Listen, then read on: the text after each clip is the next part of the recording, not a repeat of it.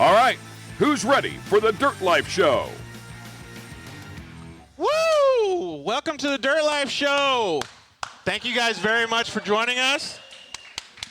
We got a pretty good audience today. We're stoked to have everybody here. Thank you guys all for coming. This is going to be our first live show at the Warfighter Made place, man. The Warfighter headquarters in Temecula, California. We couldn't be more stoked to be here, Rob. Thank you very much for inviting us. Man, this is the Warfighter Made takeover of the Dirt Life Show. We got all of our friends. We got some significant guests here that I want to introduce. First and foremost, we have combat wounded Vietnam veteran George Earl. He was a United States Marine. I like his name. George Earl volunteered for service, went to Vietnam. Did some pretty impactful things, and he is an avid off-road racer, the creator of the Uptight chain tensioner, and we're going to have him on here in a little bit. Sweet. Of course, I got my right-hand man, my partner in crime, Danny Navoa, combat wounded Marine, Purple Heart recipient. All-around good dude. All-around okay guy. I mean, we don't want to throw it out.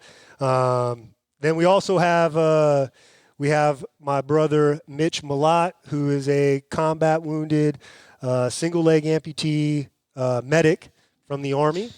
And then right now, looking out, I got my brother Narayan Devone, combat Marine, avid off-roader. He's helped us out significantly here at Warfighter Made. And then we got Chris Van Etten was in the house a little while ago. He probably already snuck out. Combat wounded Marine. We got some surprises coming up for him here pretty soon. Sweet. With a build. And my brother Gilly, Rusted Nail. If you guys need any awards, trinkets, our the big Warhammer that we give to people that donate significant amounts of money to Warfighter Made. We award them with a donation hammer or the Warhammer, and he's the creator of that. And, so we're going to kick this thing off. Oh, yeah. And then I got some extra guy over here named Joey D. Like I said in one of my posts, he's been dropping some knowledge bombs and pages dealing with sponsorships, how to make your team better, and so I feel like he might know a little bit too. A little bit. He's been in this industry for a little while. He built this one guy's career by the name of Craig Scanlon, Craig's here. I'm trying to get Joey fired. But Craig's in the house. Thanks for coming, boys. President of Transamerica Parts. And, of course, we have the infamous little baby C over there who, that guy is he's on his own thing right now. So, yeah, we got a great show. Thank you, everybody, for tuning in. And thanks for everyone who came to be a part of the live show here in Warfighter Made facility. Dude, it's so awesome, man. I can't believe all the cool stuff that you guys are doing here, too. So before we thank our sponsors, I wanted to mention a few things. Like yesterday I came here, and you had everybody working. Like, the best part about it is, and we were talking about it earlier before the show, and you and I had a conversation about this, too. People they won't come up to me and approach me. They'll see me walking and limping with my leg braces, right? Mm-hmm. And so they're timid. They don't want to, give you shit or, treat you normal. And that's not how it works here, man. Everybody. No, you get it. If you're in this shop, yep. you're going to get it. Oh, I love that. I got to backtrack real here. I forgot my girl Amber, Navy vet, who comes here and helps with us a lot, and she's going to be one of my co-dogs at the Mint 400 for the military challenge. Wow, really? Oh, yeah. Sweet. So I just wanted to throw that out. Yeah, so, we can talk about some of the stuff you guys got going on this year, too. We can talk about the stuff that you guys got going on with 4 Wheel Parts, all the racing, all the events. Yeah. Yeah, pretty bitching. So if you walk through these doors at Warfighter Made, you're going to get it. Don't come here thinking that you're going to get some sympathy or something like that, because we've got zero for you. I mean, our vice president is a combat wounded triple amputee. He's missing both legs above his knee, and he's missing his right arm below. Well, he's a bad dude, man. He's a bad dude. So, yeah, so this is not the place to come if you want somebody to kind of hold your hand and coddle you a little bit. That was the first thing you told me when I walked in the shop today. You're like, how you feeling today? I'm like, today's kind of a bad day. Well, you don't going to get sympathy from me, dude. Not going to happen. Well, yeah, like I said, thanks for having us, Rob. I really appreciate it. We want to thank all of you guys for coming. We want to thank everybody for joining us on social media. We want to have as much interaction today as possible. So we're going to just let everybody comment as much as we can. We're going to try to answer as many comments as possible. You said that you wanted people to chime in and do what? Well, hit us up. Let us know that you're watching right now. We want to give shout outs, and as we're talking and something intrigues you and you want to know something about it, ask the question. If we see it pop up on the Facebook screen, comments. On Facebook comments, we're definitely going to try and answer it to the best of our abilities. Just realize that we're on a little bit of a time delay here, so right when you hit send on that doesn't necessarily mean that we're seeing it right away. So just give us a little time to get to it. Yep. Everybody that's in the audience right now, food has arrived. Feel free to jump up, grab something to eat, move around. Oh, man, my brothers, Lima, Charlie, how me. I got my two brothers in the house. Both are combat veteran, both are Marines, and they're starting a podcast called Lima, Charlie, how me. Now, for somebody that's not savvy with communication skills, someone who's not in or maybe not in the military, so when you're communicating on a radio, normally one of the very first things you ask them is, how are you receiving me, right? Can you hear me? And the natural response is, I hear you, Lima Charlie. I hear you loud and clear. How do you hear me? And what this podcast is about, and I'm getting goosebumps thinking about it because it's important, is all of us veterans with invisible injuries, those of us that aren't walking around missing limbs or burnt or whatever, but are going through all of our internal mental issues. These guys are saying, I hear you loud and clear. We're here to listen to your issues. How do you hear me? How are you receiving me? And I had a little conversation with them about that earlier, man. And it's crazy to talk to people, and I've never been in a combat situation, but clearly I've had my issues. And it's so good to hear somebody who understands. Right. And that's what this podcast is going to circle around is, they're going to be talking about things that they've gone through, issues that they've had. Guests are going to be talking about it, and the intent is for listeners to pick up on something and, identify with that. Yeah, relate. And start learning, different skills on how to deal with some of the issues, some of those invisible wounds. Well, once they get the podcast started, we'll definitely try to see if we can get them on. We'll talk about it a little bit, and we'll see if we can help them get things going too. I can't wait. I can't wait either. Well, before we start talking to some of the guys, let's get the sponsor plugs out of the way. The first and foremost, we want to thank the guys at Shock Therapy. I think you guys got a couple of razors in here. They got some shock therapy stuff, huh? Yep, the razor right there, the SEMA, what we call our SEMA razor. So those guys have been instrumental in this podcast. They've really helped a lot. So you can use the code DIRTLIFE and go to the Shock Therapy website and save a whole bunch of cash, or you can call them and you can get your shocks revalved. You can get one of their ride improvement systems. They just do all kinds of cool stuff, man. Tons of products. You even get cool T-shirts too. So we want to thank the guys at Zollinger Racing Products. They have some really cool stuff happening with us this year. Those guys are just a huge supporter of us as well. We're going to do a giveaway for some Polaris Razor XP Turbo S radius rods coming up next week. So we'll pay attention to social media for that. You can always use the code DIRTLIFE on their website as well, or give them a call, get some stuff. They even sell stuff for snowmobiles too, so they make bitchin' products. We want to thank the guys at Rigid Industries. I'll always, for the rest of my life, have a soft spot in my heart for those guys and Brett Carpenter. Just good dudes. Brett has since moved on to some of the guys over here. that work with Polaris, and so it's pretty cool to see all those transitions happening and to see all the like-minded individuals joining such a great team. Absolutely. So, and we want to thank the guys at Solderweld. The guys at Solderweld sell the off-road repair kit, so you can go out with all your buddies on their therapy rides. And if you guys have an issue, you can fix it on the trail. Or in our case, we have Solderweld kits inside of our race vehicles to keep us going if anything happens. So, yeah. So thank you very much to those guys. We always want you guys to join us on social media. So please come to the Dirt Life Show on Instagram, Facebook, now Twitter, but I still think Twitter's useless. And go to thedirtlifeshow.com and interact with us. We'll try to answer as many questions as we can. Get your guys' opinion on the stuff that we're doing. Hopefully you guys tell us we're doing a good job. So thank you guys for both commenting in, Paul Yaw and Mike Gardner. What up, y'all? Oh, Mike. So thank you guys. Come on, Mike. Thank you guys for chiming in. So what's next, man? It's a Warfighter Takeover. It's the Warfighter Takeover. So, what Warfighter Made does is we're multifaceted. We originally started by adapting and customizing vehicles for catastrophically wounded warfighters.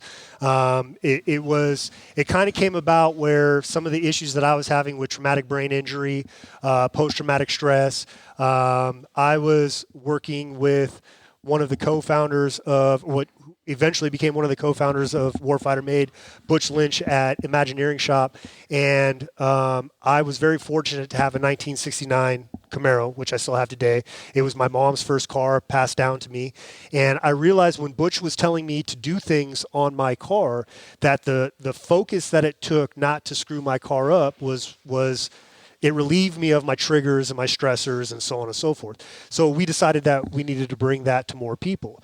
So catastrophically wounded warfighters, we adapt and customize vehicles for them.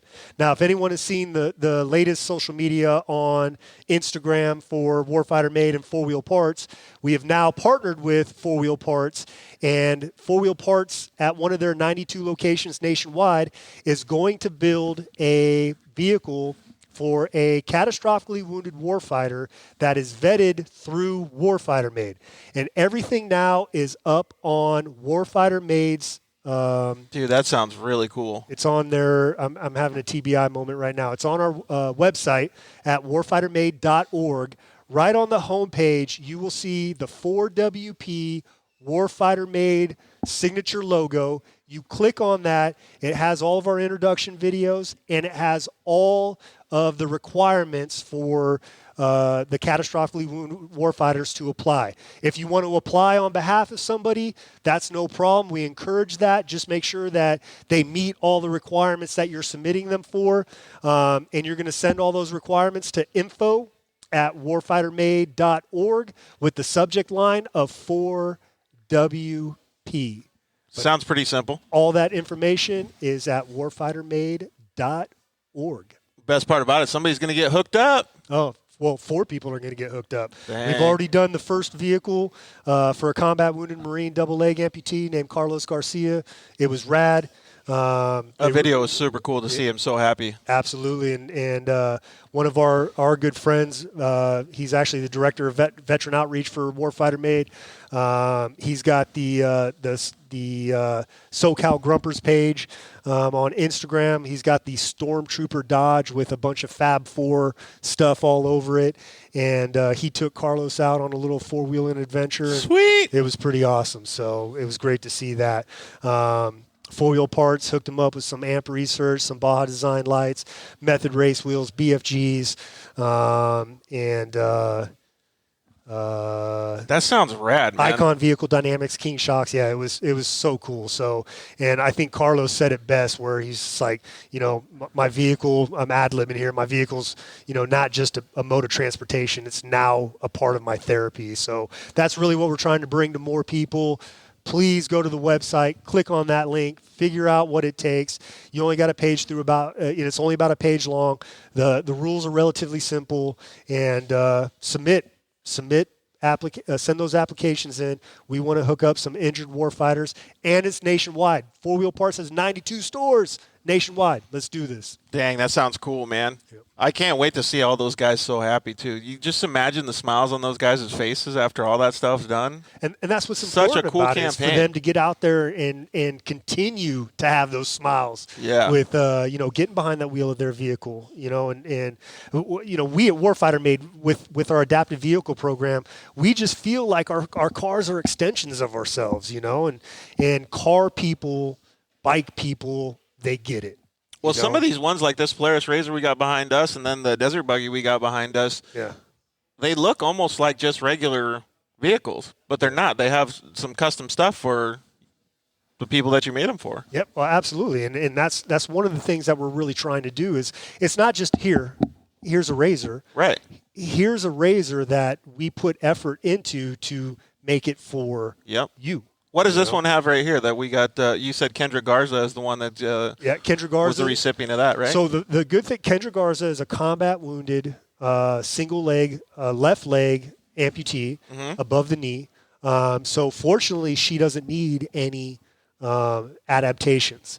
But Kendra's story is so rad from, just being on the ground, detonating an IED, and just staying in the fight, and then coming home, having coping mechanism or having coping issues to her new life as an amputee, surrounded by people that don't necessarily understand what she's going through, or never will. She turned to drugs, which ended up being the worst thing in the world, and she realized that, got herself clean, and now she's giving back to others on a daily basis by doing motivational speaking and stuff like that.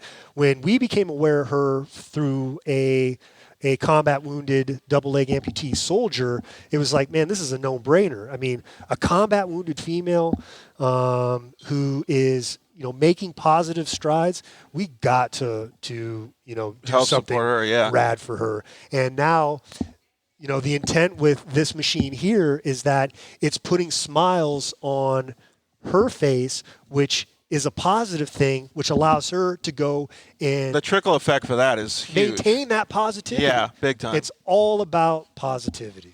That's cool, man. So all the people that she's going to touch now, too, she's going to have that much more positivity coming out that she's going to be able to just have resonate that with everybody else, too. Exactly. And you said she lives in a small town, so she's going to be the hot shot, huh? She lives in a small town. That's going to be so rad. And that was one of the things. She was just like, it's everyone around me loves me, but they don't understand. Yeah. They don't comprehend what I go through. So we were talking with the boys earlier about that same thing, man. It's hard it's hard. Everybody has their own issues. You know what I mean? Like if they break their arm, that's how they can relate to it. It's not the same, but that's their relation to it.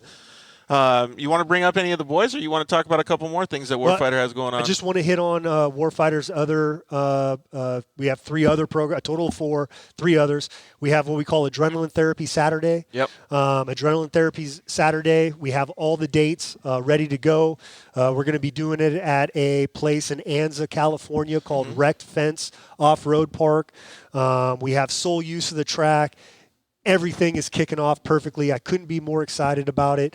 And what Adrenaline Therapy Saturday, ATS, is all about is taking vets. If you have your own off-road machine, bring it to the track. We don't care if it's a dirt bike, if it's a quad, if it's a sand rail, if it's a Baja Bug, if it's a side-by-side. It doesn't have to be a Polaris.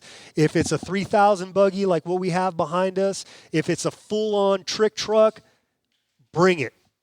And if you don't have anything like that, then Warfighter Made, we have a fleet of therapy razors from XP 1000 4-seaters that are set up with our own hand control system. So just about any combat wounded veteran with any injury, we've had quadriplegic incompletes operate this machine. Our own vice president, who's, as I said before, is a combat wounded triple amputee, he's operated this machine, double leg amputees.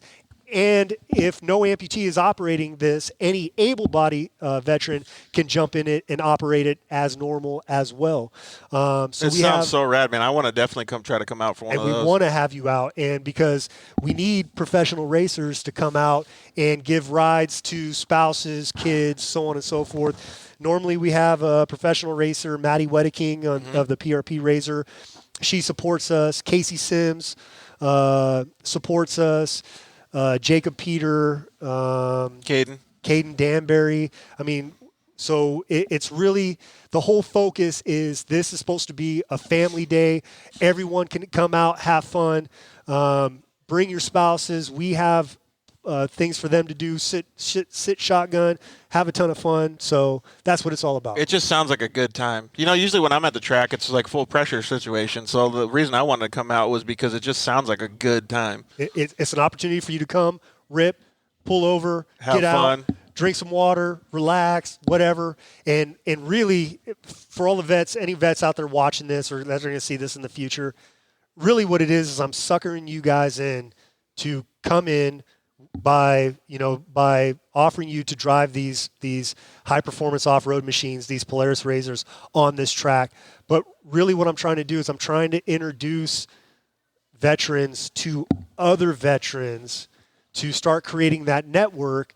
So, as a lot of us know, isolation is one of the biggest issues that veterans are having with suicide. Yep. And if you're mixing alcohol with this isolation, that's a recipe for disaster, and we're over it, So this is an opportunity. Veterans, you've been forewarned. This is an opportunity for us to get you out and get you around other positive vets, which we're getting ready to have a bunch of them up right now. And as a matter of fact, let's get the Lima Charlie How Me guys up here. Let's talk a little bit about what they got going on. And but this is why we're doing it, is to create a network for you guys so you have somebody that you can rely on. Or somebody that you can talk to, or at a minimum, some of these guys haven't even done it though, so it's going to introduce them to a whole new path. Like, it's crazy to see. Like, I've seen countless times some of the guys that you bring out, like, they're astonished at, first of all, the camaraderie at these different events. Yeah. And then second of all, how much the actual adrenaline of these adrenaline therapies kicks in, and the smile on their faces and how pumped up they are afterwards, it's bitching. And then what they end up doing is they turn around and they get their own off-road machine, and now they're dirt lifers. Dude, for I life. love that, man. So, and that's what it's all about. The dirt life, changing lives. What's up, boys? What's up, guys? Hey, how's it going? Make sure you keep the mic all close to your mouth, so. All right. Yeah, you podcasters. All right, boys. I got the big mic. You know Yeah, we what I'm got the mics. All right, let's start over here. Go ahead and introduce yourself. My name is Will McCoffey, United States Marine veteran. Served with this guy, and CEO and co-founder of Lima Charlie How Me. And that's going to be a podcast coming up. We can't wait to see that thing start off. So I'm really pumped to actually listen to some of the content. It sounds like you guys have some ideas on the new podcast that's coming up too, right? Yep. Mm-hmm. Yeah, we have plenty of ideas. All right. So let's introduce you two. All right, my name is Daniel Fiesel. I also serve with, I did serve with Will.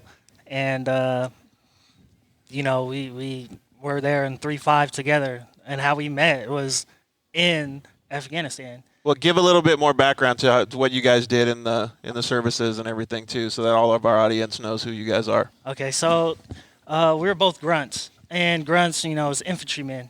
And basically, all we did basically every day was train, and run and make sure that, your body is in top shape for when you do get deployed. Before you guys got into that occupation, did you guys have any dirt life in your guys' life growing up?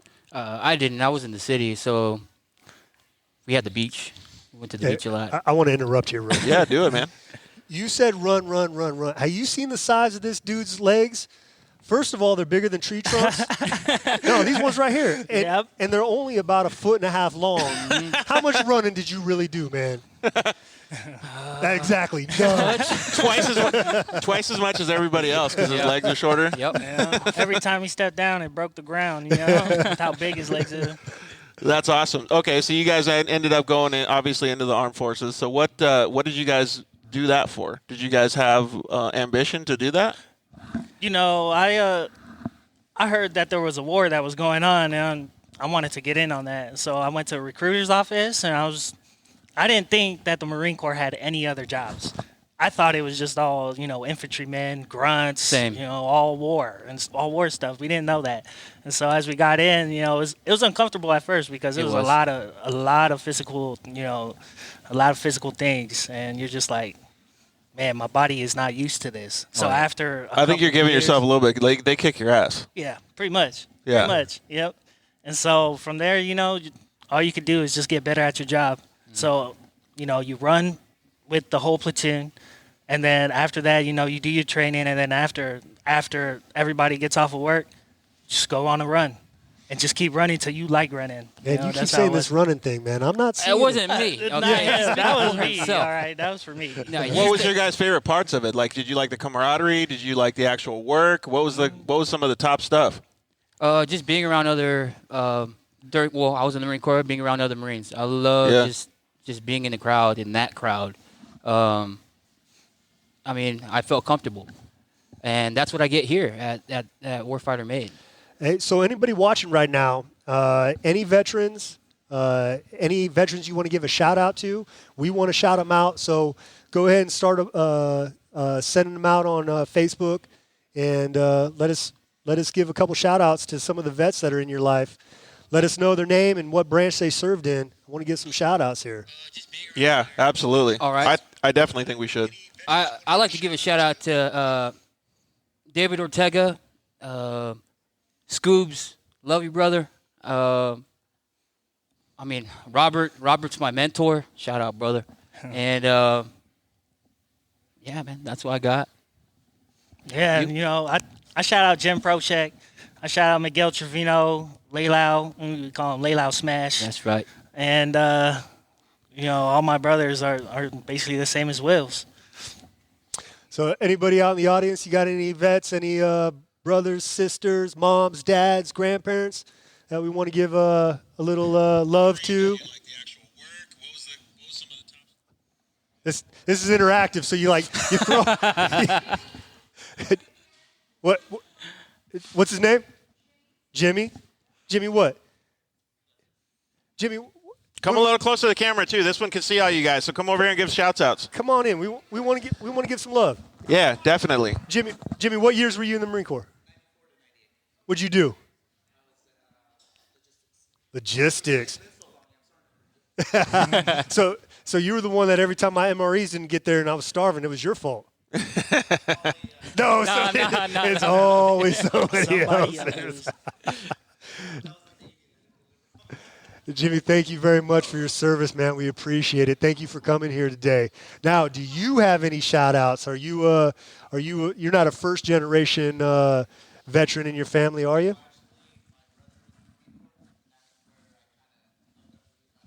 What's your brother's name?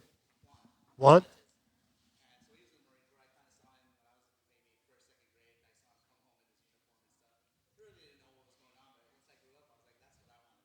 Nice. What was his name? Ignacio. Excellent. What was your favorite part about the Marines? Yeah, the camaraderie is huge, man. Without a doubt. Oh, yeah.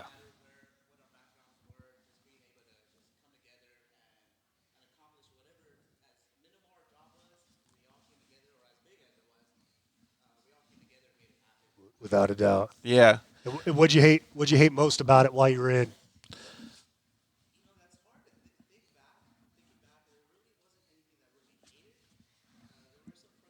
Man, I hated officers and their stupid ass decisions. That's what I hated.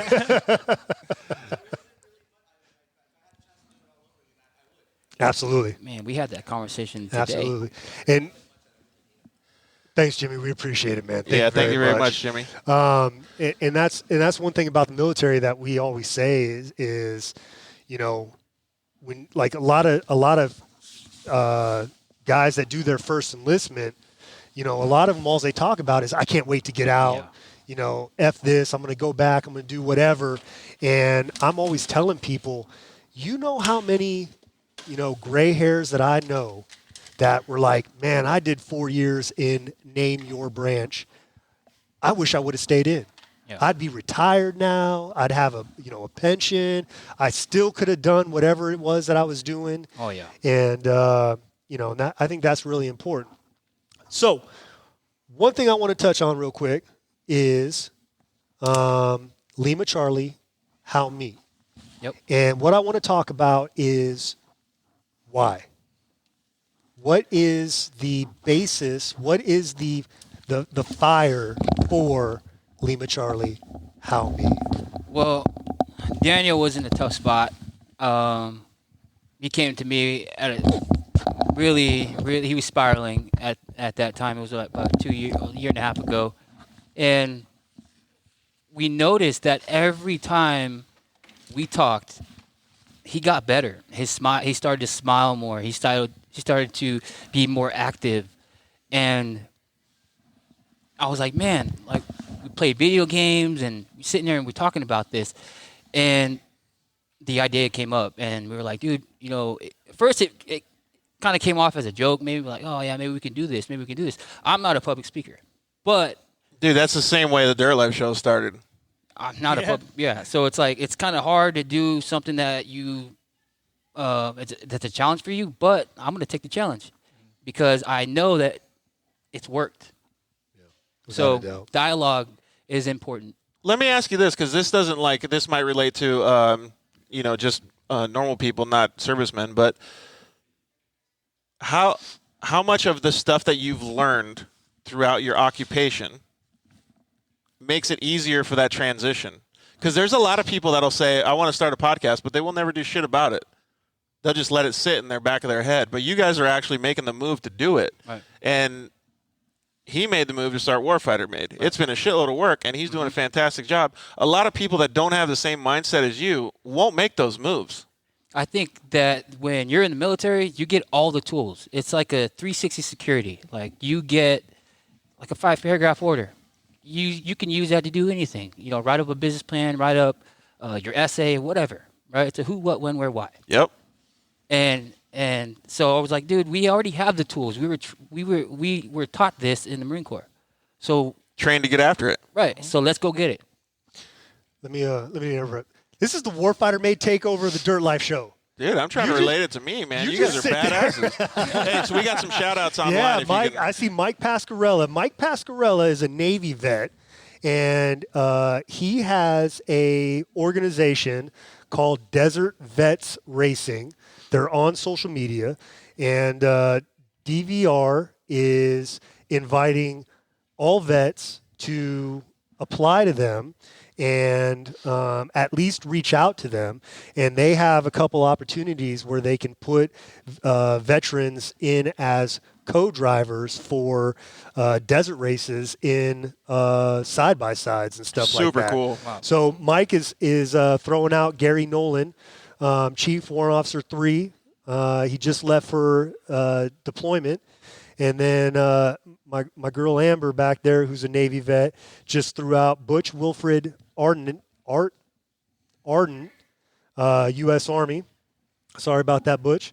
And, so let's give some more shout-outs here. People, hit us up. Yeah, man. Well, that's cool that they're giving shout-outs to their homies, man. It's really neat.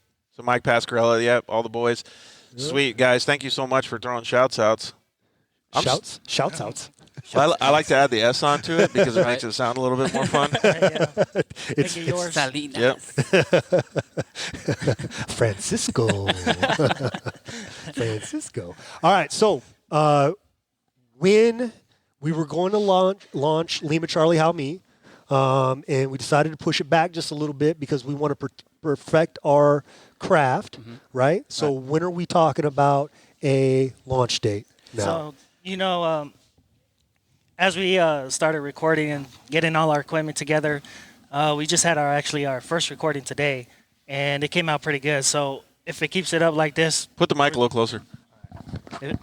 If it keeps up like this, we'll definitely launch it probably the first Monday of February. Sweet. We encourage everybody to, just look on our website. We'll definitely have a what is date, the website? A time. The website is Lima Charlie. Charlie was spelled CHARLEY. Okay. Howme.com. So if everybody goes ahead and just checks it out, just looks at it, and they'll see the date on when we're going to be coming out with it. Sweet, man. Maybe tomorrow you guys could send me the links and some information, and I'll post it on the Dirt Life Show. Definitely. Oh, yeah, heck yeah.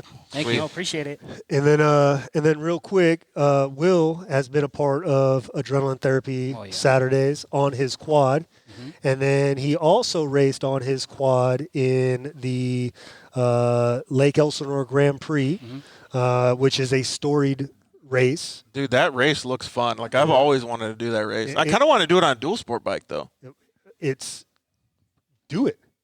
It looks gnarly, though, man. No, it was fun. And I think the funnest thing about it was kind of messing up and just not caring. You know what I mean? Usually when I mess up, I'm just like, How crazy is the track, though? I stalled out right in front of them. They had a gnarly hairpin within the city. Oh, right? I saw that on the pavement? On the pavement. It wasn't last year's. It was the 50th anniversary. And they had a gnarly hairpin in there. And this fool in his quad kept coming around this thing in like fifth gear every single time. It's because I wanted to wave high and I didn't want to go down. I didn't want to downshift. So all of us, we're all there to support him, and we're screaming at him, downshift, downshift, down. And he's like waving, stalling, whatever. But it was all about the smile, right? Yeah, it's about the smile, man. You can't come to Warfighter Made and not smile. You're going to smile. Guaranteed to smile and come back. Yeah. So which is, and really, the other two things that we do here at Warfighter Made is what we call camaraderie therapy. And that camaraderie therapy is about veterans coming into the shop here and hanging out with us and helping us build a vehicle for a catastrophically wounded warfighter, or helping us maintain our therapy razors, whatever the case may be. But really what it's about is, again, just getting veterans in amongst other veterans, creating that network, creating that support. Right. Yep. And when that veteran walks out, the idea is that they now have a couple cell phone numbers of other veterans that they can hit up. If anybody knows me, don't call me, just shoot me a text, please. And they can hit up and just continue on that camaraderie, which is why we call it camaraderie therapy here in Warfighter Made. And then the last thing we do is we work with other like-minded nonprofits to ensure that the veteran gets the best experience possible. I know that not every veteran that walks through these doors is into exactly what Warfighter Made provides. So the idea is that we work with other organizations that do outdoor stuff, that do hunting, that do fishing, that do horse therapy, that do other forms of on-road racing, our family at Vet Motorsports. And, so I want to make sure that those vets have other opportunities, that they walk out of here and they know it's not just what Warfighter Made provides. There's a whole slew of services out there from other veterans that want to give back. Not everybody's into the off-road stuff, but they can have all kinds of different options. Absolutely. Yeah, it's cool. Like me, I'm not into hunting and fishing. That's just not me. I'm a city boy, And when the off-road community was introduced to us by Adam Fitza and Bill Belansky, rest in peace, the whole community just kind of embraced us. And then, we were introduced to Polaris through UTV Wolfpack. Yep. I got introduced to Joey D, and it just kind of snowballed from there. It was really cool seeing that growing of Warfighter Made. I remember when it was the second time you've been out to the track, man, even out here in Lake Elsinore. It was just bitching to see to see it now, how many people you guys are helping. Yeah. Dude, keep it going. That's what the intent is. So that's what we're trying to do. Is there anything else that you guys want to throw out before I'm dying? I love you two, but I'm dying to bring George up here because it's not often that we get a Vietnam veteran in the house. And it's not often that we get a Vietnam veteran that's combat wounded with 3 Purple Hearts. Wow. I told him today that's just the enemy expert marksman badge. and a Vietnam veteran who's combat wounded that has a storied off-road career. Wow. So I'm kind of excited about getting him up here. Anything else you guys want to throw Yeah, You out? mind if I ask can't him a wait to couple hear that. questions? Can I throw out one more Jesus, shot? George, this is the Warfighter takeover. I don't know these guys as Not much the- as you do. not I like the to learn Georgie about their Hamill. show. Yeah, absolutely. This is. I thought you were gonna hit me, dude. What's See, up, Georgie? look at Slug bug? No, my wife abuses me, and she's got me all jumpy every time somebody makes erratic movements. No, really, I love you, baby. I hope you're not watching. What's up, Halima? Well, the things that I wanted to know were, well, first of all, what made you guys get into the Warfighter Made? Like, what attracted you to Warfighter Made? How did you come across them? Man, I've been with Warfighter Made since the beginning. What was your introduction, though? 2015. I was introduced to Robert, 2015? 2014? Well, I'm not sure. By Vice President Dom Yeah. Dominguez. So I served with Dominguez, and I was at his house helping him one and day. that was actually before Dom was even a part of Warfighter Made. We were Yeah. just helping him out. Right. And I got introduced to him right there at his house, in Yeah. right here in Temecula. How about you, boss? You know, I got introduced to Rob and Warfighter Made from Will. Oh, okay, about cool. a year and a half ago. And from there, you know, it's been great. It's been great. You know, they took me out to, I believe it's called Glen Helen. Yep. Yeah. They took me out to Glen Helen, go get some adrenaline therapy. And What'd you think? I thought it was like the best thing. Yeah. You know what? And there was a gentleman that used to be here, but he moved. But his name is Jesse Williamson. Mm-hmm. And you know he has like no fear behind the wheel. He'll make it fly. He'll do whatever just to, Nice. just to keep WMPT. going. Yeah. This is double amputee. Yeah, Jesse's a combat wounded double leg amputee and absolutely rips on a dirt bike as a double leg amputee, and actually he rips just about anything that he gets behind. And right now he's ripping golf clubs on a full ride scholarship to Arizona State. Yep.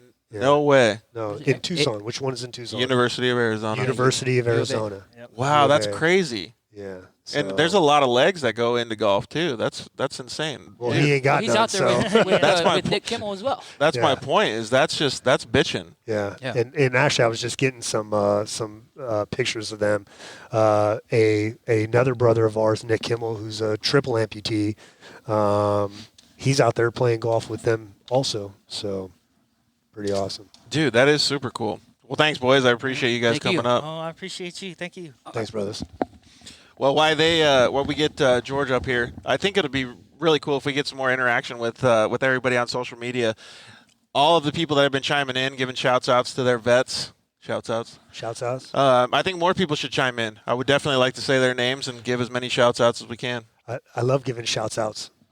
So I actually just got hit up on a text, and my our apparel provider, Motowear International, just hit me up, and Motowear said that the three of us that were sitting up here in our Warfighter Made shirts looked fantastic, but he didn't really think George looked all that great. yeah, I know.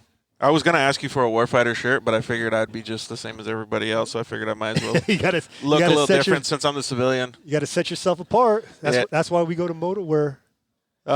Those guys actually do a fantastic job. I was checking out some of the shirts and stuff. Those guys do a really good job. That watch party thing's turning out pretty cool. Is it? Yeah. Doing good? Working out pretty good. Thank you, everybody, for tuning in. I'd love to give you a shout out.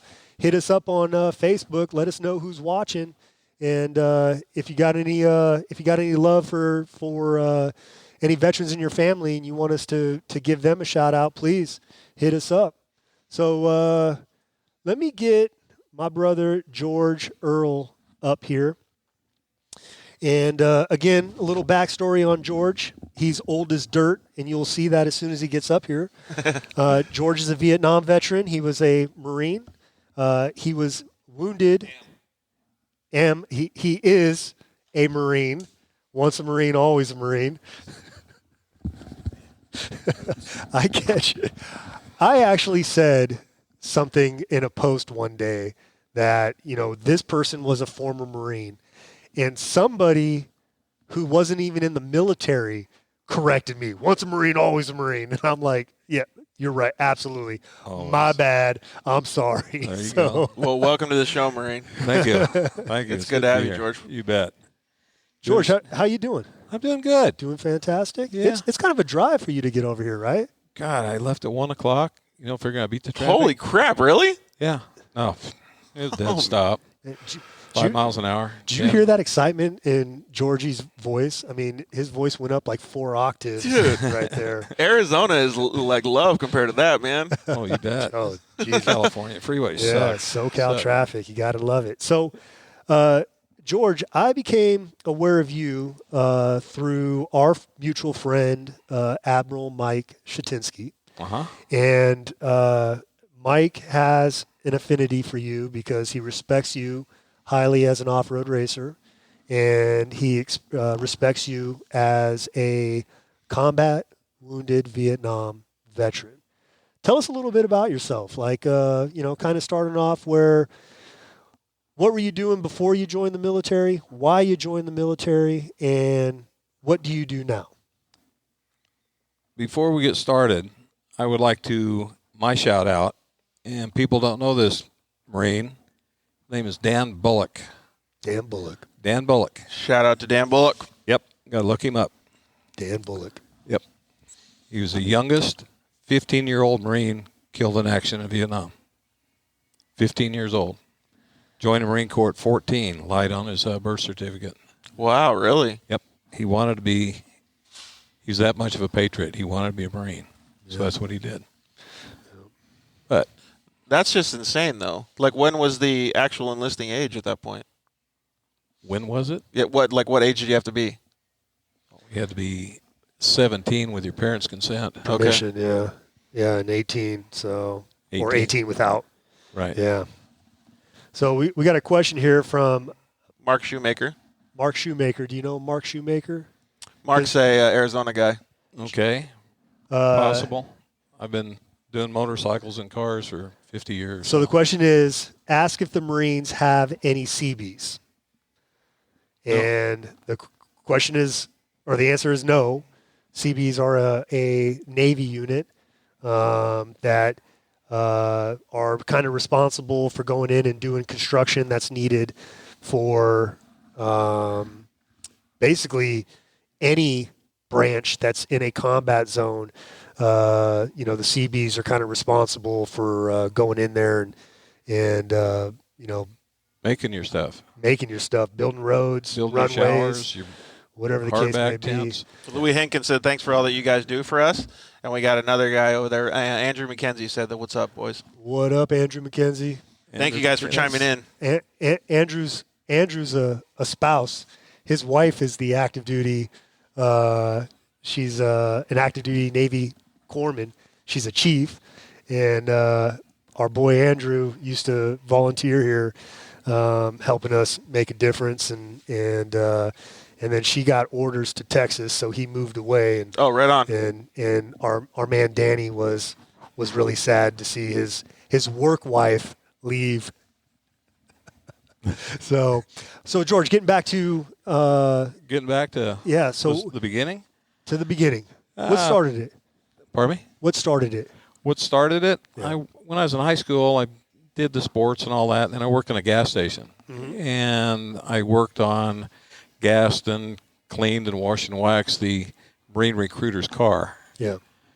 And I was an Air Force brat, so I'd been around the world with my family. My dad was in the Air Force for 35 years, and he always kept saying, well, I don't think you can make it. I don't think you can make it anyway. Yeah. So I showed him. Yeah. So I joined. Went to boot camp, and that was in 63. Yeah. Well, you told me an interesting story that prior to that, kind of ripping around on motorcycles and stuff. Right. That So he lived the dirt life. Well, he lived the dirt life, but it was kind of in a what was your favorite place to ride? Well, the favorite place to ride this is back, in the 60s when they were building the interstate freeways, across the country. And where my dad was stationed, this little town, Salina, Kansas, they were building the interstates. So we'd go out. We had, the perfect jumps. And back in the day, they didn't really jump that much. It was all flat track. Yeah. It's not like it is today by any means. But, so that's what we do. As soon as the crews had shut down in the afternoon, we go out and just tear up what they'd built. So nice. That's where we had fun. That's cool. Excellent. Yeah. We did some stuff like that, too. It was obviously a little later, but we had in Yuma, Arizona, one of my buddies lived out there, so we would they have a bunch of canals and things like that, and we would ride down the canals with milk cartons and all that, have some fun stuff, and then we'd take our dirt bikes out, and we would they would have these overpasses or underpasses, whatever you call it, but they would have huge, 4 lanes going across, and we would just jump over the whole thing on our motorcycles. That was so much fun, man. So I feel you. Yep, that's what we did. So joined the Marine Corps and did all that stuff, and then went to Vietnam, and they shipped me out of there. Went to a casualty company in Okinawa, and it was pretty bad. Everybody's pretty messed up in there. So I got out of there, and they went to a comm replacement battalion where you train guys going south, and the communications gear, taking care of that and shipping it south. Shipping it down to Vietnam. Right. And started racing motorcycles over there, and I joined a motorcycle club as the Army Special Forces Motorcycle Club. What type of motorcycle racing was it? It was more like flat track and TT. Yeah. Kind of before motocross really got started. But, What were you guys on? One guy had a Bultaco. The rest of us were on either Suzuki's or Hondas or something like that. And I was riding a CL77 Honda. And, Nice. And they would, what was kind of neat about it, they would fly us around the Pacific, go to Guam and a couple other places, and fly around at Caribou, so that was kind of cool. Excellent. Yeah. Right on. That is super cool. You guys can't do stuff like that nowadays in the... Oh, hell no. Marines, right? This was, Oh, was that frowned upon then, too? Not really, because nobody knew about it. Oh, okay. Things were kind of loose. Things were a little different in the Vietnam era, because you had a lot of guys that were drafted, and Well, I like hearing those stories because I don't know anything about that. And the attitude was a little bit different, and so it was a lot looser. And after Vietnam is when things started to get tightened back up. Gotcha. And I came in the Marine Corps in '93, and I was just on the tail end of. If there were sergeant majors or senior officers, some of them had served in Vietnam in the early 70s. But, there were very few Vietnam vets. So, one thing about my generation of warfighter is Vietnam veterans got the raw deal. Whether they volunteered or they were drafted, they went and did a job, and they came back to a raw deal. Right. And in my opinion, the reason why my generation of warfighter is treated with respect today, the reason why people come up to us and thank us for our service, the reason why, people are buying us drinks in the bars, and really the reason why we get the best medical care that's available to veterans right now is because Vietnam veterans kind of all banded together and said, never again. Yeah. Never again will a group of warfighter be treated the way we were. Right. And what's really important is all the vets that are out here now is that now it's important that our generation of warfighter ensures that gets extended to the generation of warfighter that comes after us.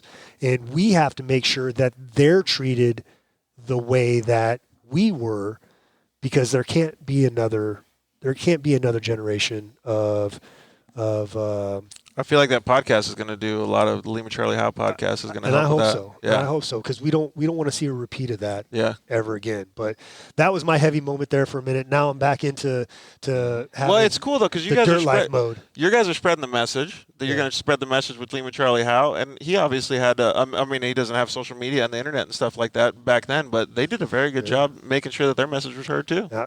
Well, now, yeah, absolutely. And so, George, now taking it back to the dirt life. Okay. All right. You were traveling around the Pacific, right? Yep. How are you doing against the SF guys? Oh, good. Yeah. Good. Yeah. Yeah.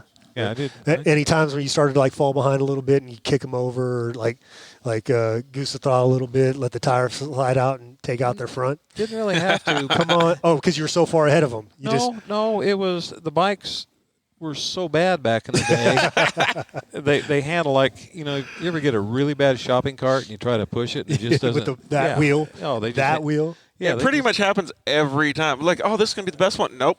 Yeah, so whoever made it to the end, that was a deal. But, the bikes, have just evolved, just tremendous. And, have you gotten out on a dirt bike lately? Oh, hell yeah. I sell motorcycles. Yeah. That's what I do. I sold Husqvarnas for 50 years, and now I sell Betas. Oh, yeah? I'm to the Beta brand, yeah. Nice. Well, the Austrians bought gas. You hear about that, too, right? Yeah, I know. Yeah.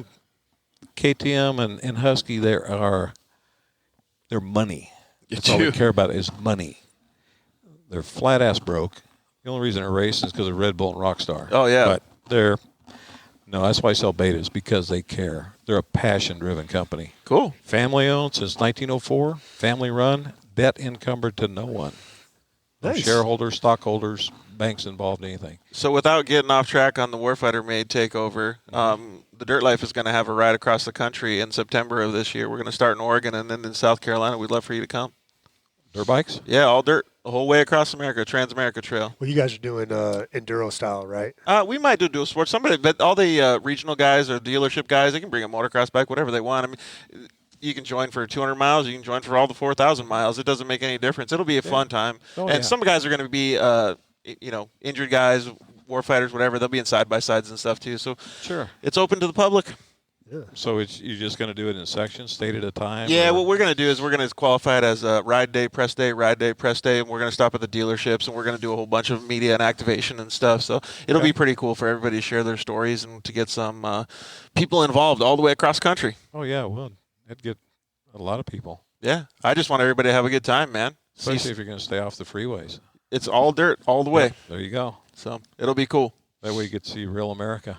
That's exactly what I wanted to do. Yep. I've never done anything like that in my life. I mean, I've traveled and you've traveled to go to races, go to events and stuff like that, but this is a completely different scenario, and I'm so stoked to do it. Oh, yeah. And the best part, and I'm sure you can attest to this, the best part about like going to Baja is the fact that it's almost like stepping back into time. Exactly. And the people are genuine, they're awesome, they're excited to see you because it's kind of something new to them. Absolutely. And different. And traveling middle America or going through those small towns the way that you're doing it is probably going to be the exact same thing. I have a dream of I want to do Route 66 from Purdue to Chicago. That'd be fun. With my wife in a car and just Corvette. stay true. Probably my Camaro. Do the Corvette like they used to. I don't have a Corvette. Well, get one. I'm a full-time volunteer. If anybody doesn't know, I'm a full-time volunteer at Warfighter Made. I do this day in and day out for nothing. All right, I'm not buying a Corvette, George. This is before your time. Route 66. Did you remember that? Oh, it's before your time. I'm sorry. I guess I'm a young man. I don't. Yeah. No, there used to be a show. I want to get my kids. Oh, yeah. No. I remember the show. Yeah. I remember the show. Yeah. Yep.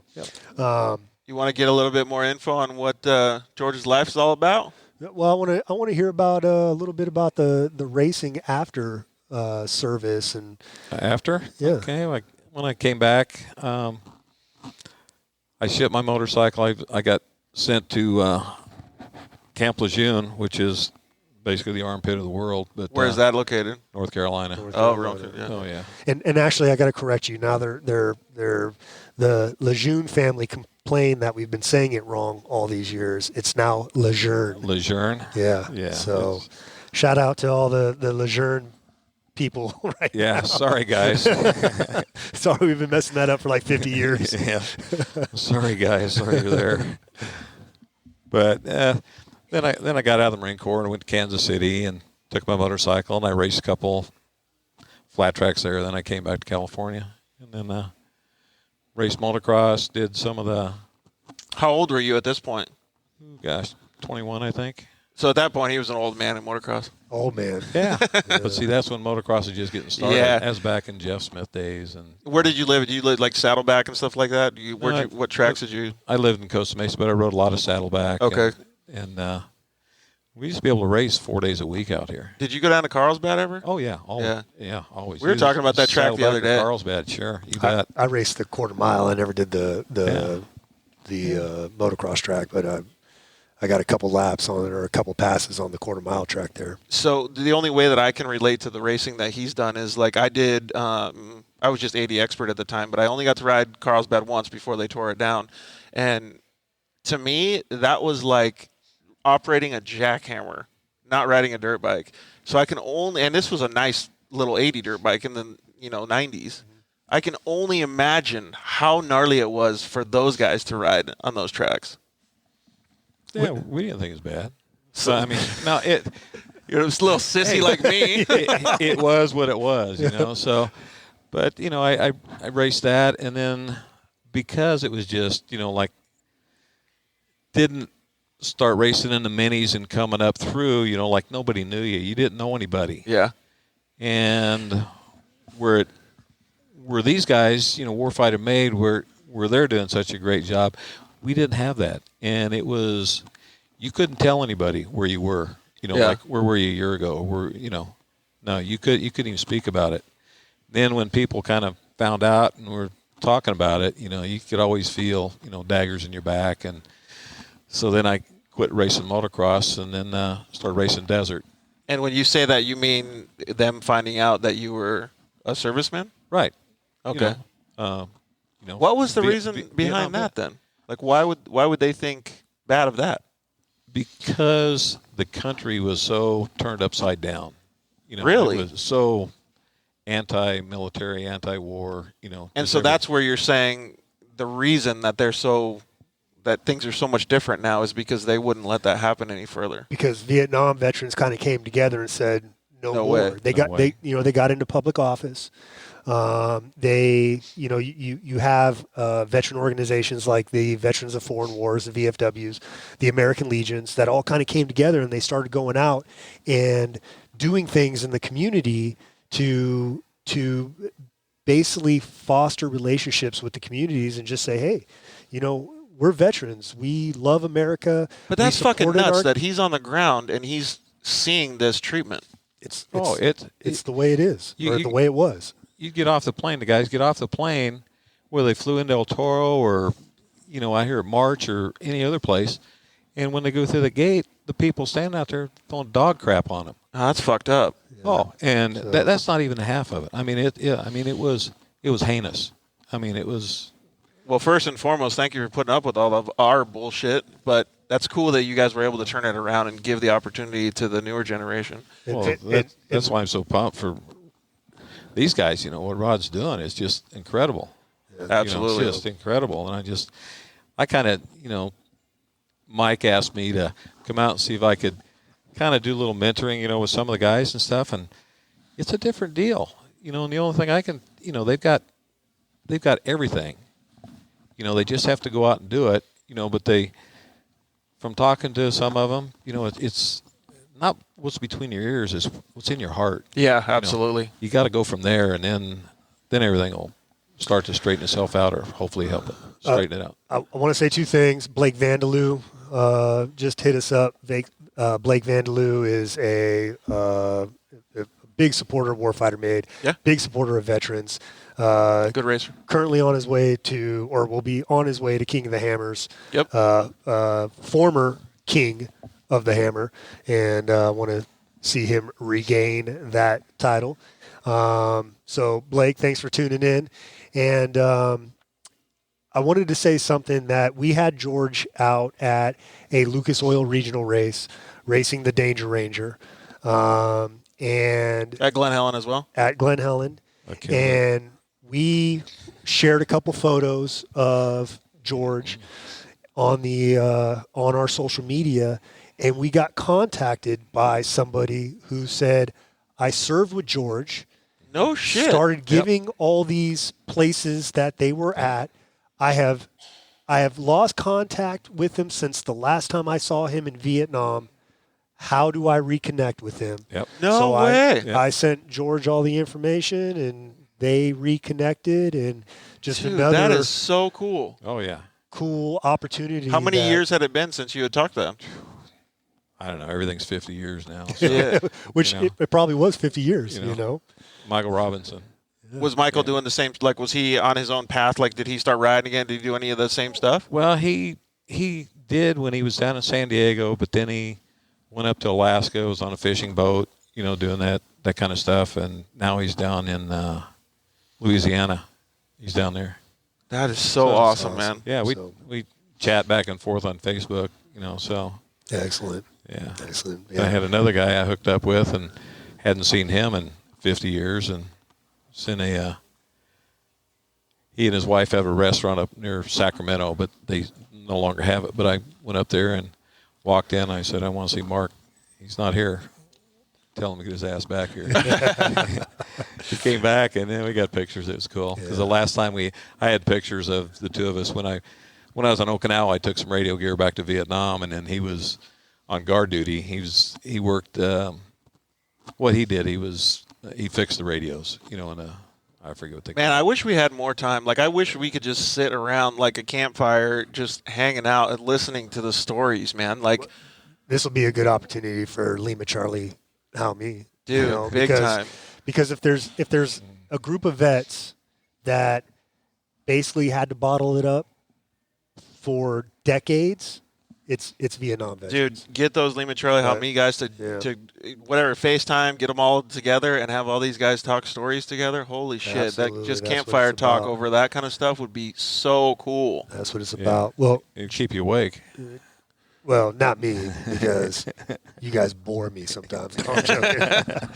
George, thank you very much for coming absolutely. here. Thanks for being on the Warfighter Made takeover of the Dirt Life Show. We really appreciate it, man. From the bottom of my heart, thank you very much for leading the way, setting the example for my generation of warfighter to follow. And I promise you that the next generation of warfighter will be treated the way that we were, because I don't want anybody to be treated or disrespected the way that you and your fellow veterans were. So, yeah, but what you're doing is just phenomenal. It's really, really, really good. I think really the real main thing is I bet you, like, if him and I raced, he could still whoop my ass on a dirt bike. George? Oh, yeah, absolutely. Oh, I was going to say, I'm pretty confident that I can beat you in a foot race. Foot race, yeah. I can see that. Yeah. I've only raced 37 Baja 1000, so. Yeah, see? 37 Baja 1000. Literally, he makes me feel like a pussy. Yeah, so it's like. So, George, what's the name of your business and where's it located at? Uptight Husqvarna Beta, and I'm in Santa Ana, California. Okay. On Ritchie Street. And do you have a social media, or do you have a? I'm too old for that shit. Yeah. So yeah. What are you talking about? You send me stuff on social media all the time. That's because I found your old address where somebody sent me something. Oh, there he is. Oh, there he is. So just call the shop if you want to talk to George. Goes to Rob. Yeah. Uptight Husqvarna and Beta. I like the name too. Yeah, I don't sell Huskies anymore. I just sell Betas, but I just leave the name there. How are those things now? Are they pretty sweet? They're phenomenal. Really? No, they are phenomenal. What size motorcycles are they making now?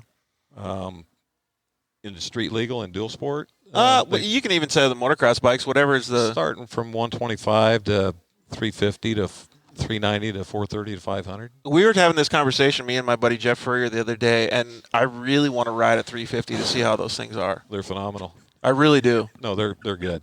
They're good. Sweet. They don't break. I haven't had to pull a motor out in 9 years. No shit? Never. Holy cow. No, they're that good. Well, I'm going to have to get some more information on those bad boys. Look them up.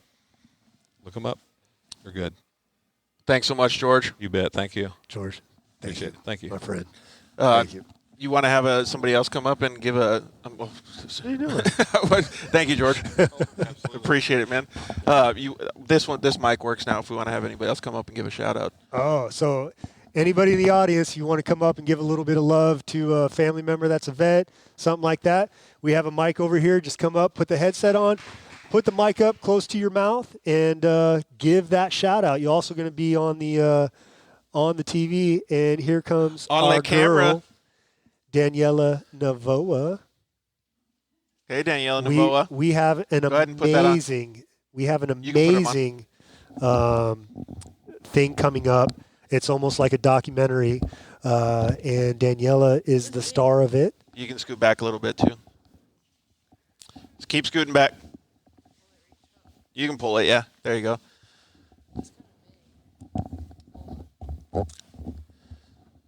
And so Daniela is the daughter of a combat wounded Marine, Danny Navoa, who is my partner in crime. And a few months ago, we got the opportunity to sit down with Daniela and talk about what it's like to be the child of a combat wounded service member. Daniela was That's actually really interesting. pretty young.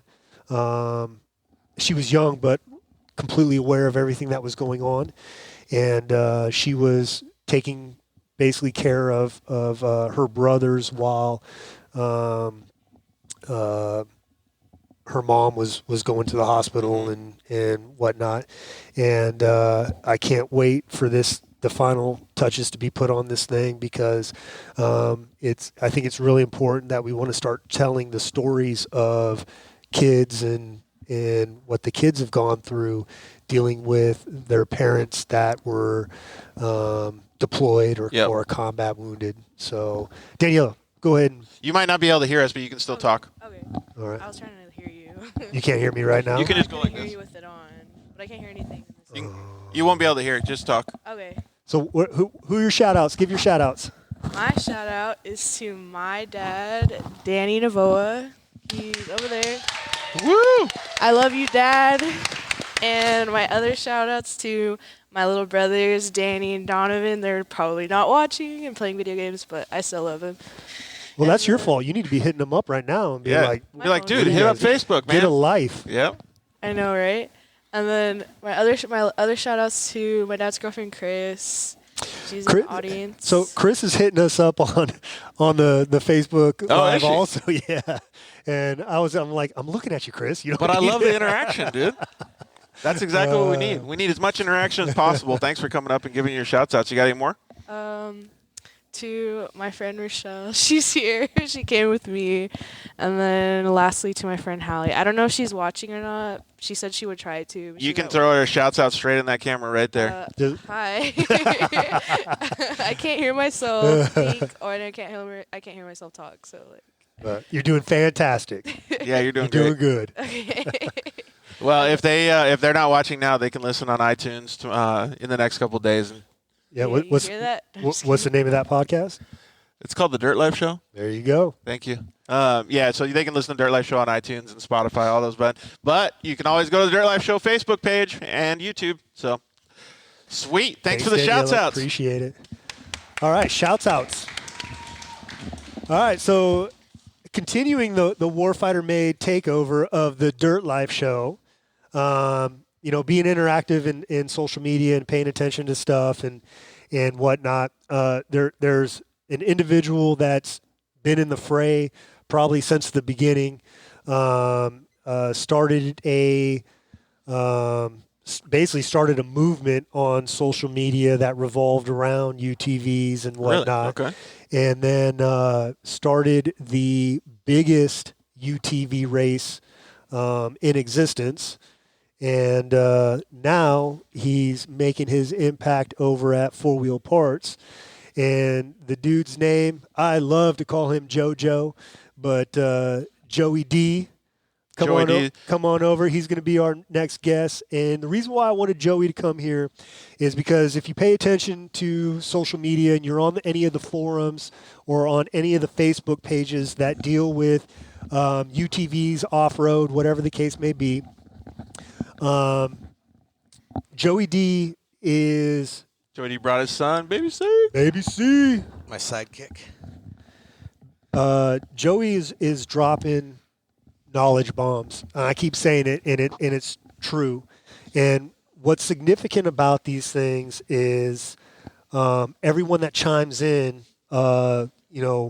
well-respected racers that are chiming in saying, yeah, I 100% agree, or I agree with that, and also this. But Joey, how you doing? I'm doing all right. What's going on? It's been a while since I've had you. Make in sure you keep the mic close, boss. the humbled Warfighter Made facility. I know. It's been a little while. I don't know. Not a full year, but Yeah, it's been a it's little been bit. a little while. Baby C, what's up? What's up? Put What's that, up? put that mic. He's just gonna stare at himself the whole time. Hey, Yeah, I know. Right here's the camera, son. Baby C, right there's the camera, so you can just stare I'm at having that. fun looking at that, though. Okay, I'll look at that. Why? Because you're in it? Yeah. Okay. Well, I know that this is the Warfighter Takeover, but I just want to thank Joey D for doing all the stuff that he's done for Side by Side at UTV Underground. He's just been an influential person in the market, and he's one of the reasons that I actually got into Side by Side racing. So it was cool for me to be able to use his website as a leverage platform to talk to some sponsors that I had to be able to get my first UTV. So thank you very much, Joey, for doing all that stuff. It's hard work, pays off for everybody. Yeah, absolutely. It was all from the right place, right? Passion driven, and just came in at the right time. Yep. Got lucky with the emergence of the UTV industry, and had a lot of fun helping shift the mentality of them just being golf carts to being well respected. Does anybody still ever talk about that? Oh yeah, but now it's like a badge of honor. It's kind of like we always back like in the mid 2000s. It kind of all formulated around Race Desert, right? UTV Underground kind of became the UTV version of racedesert.com. And you know the trophy truck guys were always known as country clubbers. Yep. And the Class 1 and 1600 guys were all buggy dorks. And so being called golf carts, it's kind of like just like a badge of honor. Now I used to take offense to it back then. Now it's kind of like you just own it, right? Everyone knows they're not just golf carts either. We had a dirt bike podcast the other day with one of my buddies, Josh Shorter, and he was saying, like, I was like, hey, we're going to ride across the country. We're going to take dual sports and go off-road riding across the country. He goes, oh, no, dude, I'm a motocrosser, bro. Like, and so it's like the same shit in those different genres. Absolutely, yeah. Baby C, did you see Blake Vandeloo gave you a shout out? Look at you right there, Baby C. Those comments coming in right there. Yeah. Oh, yeah, I'm famous, guys. I love it. Baby C's the most famous one up here, that's for sure. Without a doubt. I mean, his social media is going on. You guys really need to up your game. We're going to have to pull his mics. I'm going to punch him in a second. Dude, still to this day, my favorite video of Baby C is when he's chilling eating that ice cream. And you're like, is that good? And he's just like, yeah, full on sugar high. I love that. Yeah. He's my sidekick. The other boy is at a basketball game tonight. Yeah, Sister he got said her that I driver's couldn't go. license So today. So, shout out to Mia and Enzo. yeah, the family. So normally I love bringing the whole family around, but Baby C was ready to ride, so he gets to come along. And the glue that holds it all together, Camille. Yep, and the glue that holds it all together, Mrs. DG. Yeah. So, go ahead. what's up, bro? Not a lot. You know, we're just we're trying to change the game in the off-road parts and accessories business right now with four-wheel parts, and been a really fun year and a half for me, which is crazy to say. It's been just about that, a year and a half now, since I made the transition from my own business to going back to work for the man, and having a lot of fun doing it. So real fast, let's talk about that transition. Because that was probably the hardest thing that you had to do, right? 100%. Talk about it. Yeah. You know, obviously building a company. At the time, I lived in a single-wide trailer with a very young family. Had a 12-year career. Had a laptop and a passion. Had just bought my first Yamaha Rhino, and was like, this thing's there's so much potential here with these things. And I was just geeking out on the Rhino as a owner. Yeah. You know, through forums and everything else. And one thing led to another. Was like, I could do a forum thing. I'm giving these sites so much content because I'm going Baja racing with the team I was a part of, and going to other events, and I'm taking pictures and writing my own reviews and stuff. And I'm like, I could just do this on my own.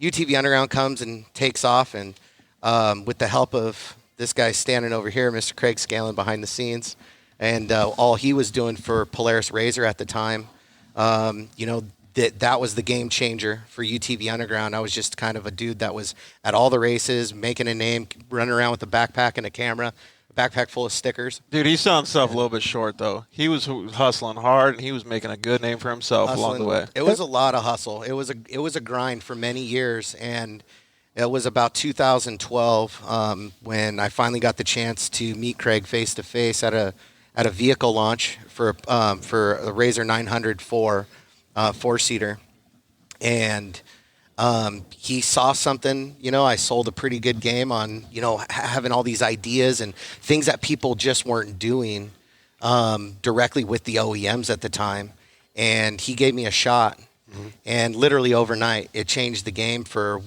our platform as a whole, because we were able to finally amplify it. You know what it's like when you get somebody to support you and take your drive and passion. It just dumps fuel on the fire. Yeah.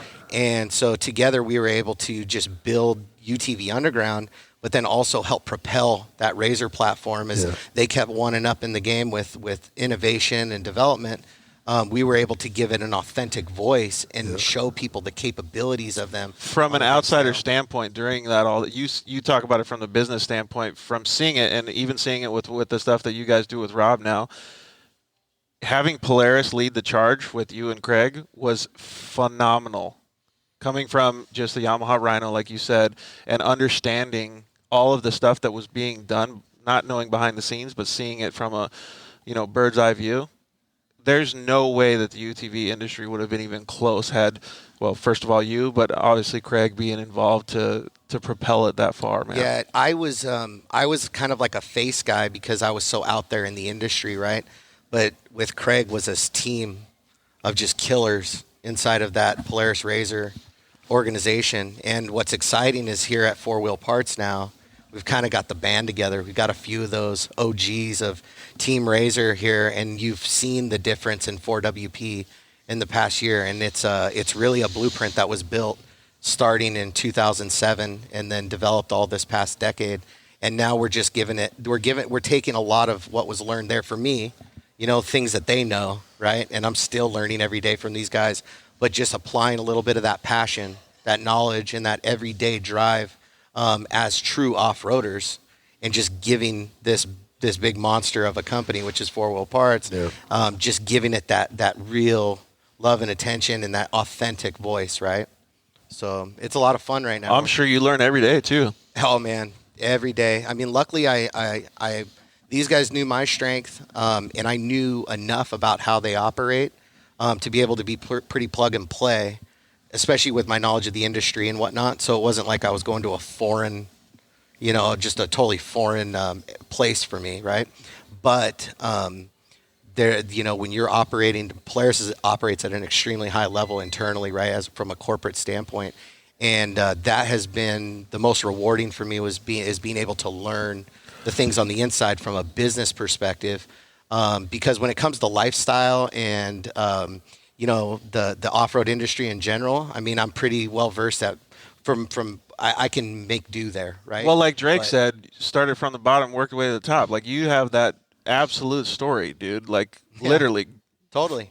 Yeah, I mean, it was all grind, right? Just passion and love, and it's a every day. I guarantee those little days that you were pissed come into play now. 10 years of UTV Underground was my college. Yep. And Craig, we talked about this before when I was coming on board. I mean, that was I wouldn't have been able to be in this position today if I had not gone through what I went through, building my own business and learning the industry and learning a lot of things, right? So, in 21 years in the Marine Corps was my college. That's exactly what I was asking the Lima Charlie Hout boys too. Is that there was so many times in Warfighter Made that I just wanted, like, why am I killing myself for free?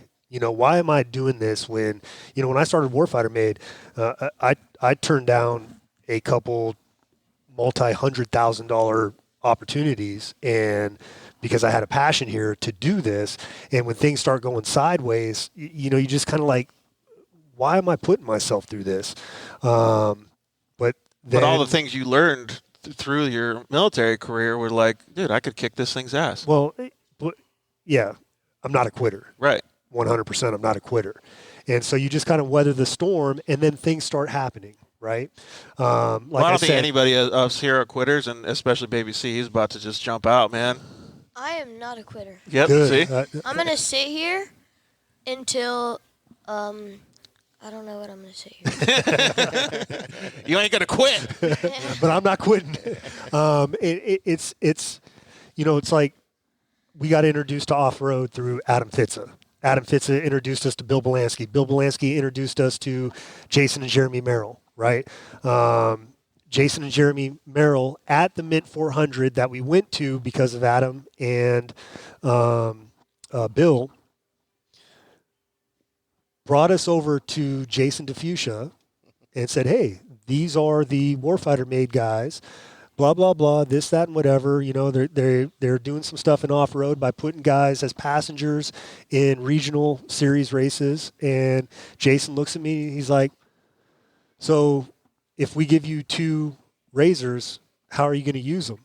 And I was just like, in my mind, I'm like, I have no idea. I don't even really know what a razor is, but I'm not going to miss this opportunity. Dude, you know. But then the first camp razor, I remember we were out there. I was in my Polaris Razor 900, and some of those guys that we went on the rides with, holy shit, were they wild, dude! I just saw Justin here, and I think he might have taken off. Justin's an Air Force vet. He's a fabricator, part of UTV Wolfpack, and Justin was riding with Nick Kimmel, who's a triple amputee, both legs and an arm, and he was in we called it the Stealth Fighter Razor. It was a 4-seater, and it was Proline Wraps had wrapped it to make it look like a Stealth Fighter, right?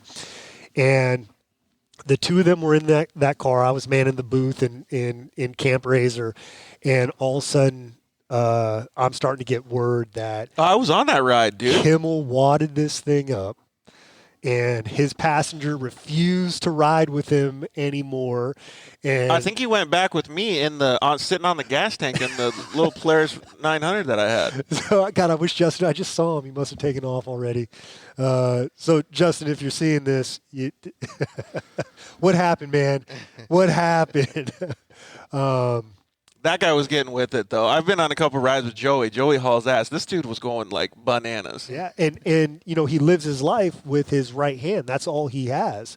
And how did he control the car then? It was just his right hand. So was there a lever too? No, his prosthetics. So he's an above the knee amputee, and when he was going through all of his rehab and all that stuff, you know, they were talking to him about using the throttle rings and all this stuff, and he's just like, I want to drive with my legs. And so eventually his prostheses were so advanced that he basically gets into his vehicles. He puts his right leg on the gas, his left leg on the brake. He's got a remote control. He starts pushing buttons. They hydraulically lock in place. And then he just uses his residual limbs to push down on his prosthetics. And that's how he controls the gas and brake. And he is precise. We built a Jeep for him with Mike Duval of Extreme Toys. And Warfighter Made sent him to Easter Jeep Safari a couple times. And my only Moab experience ever was with Joey.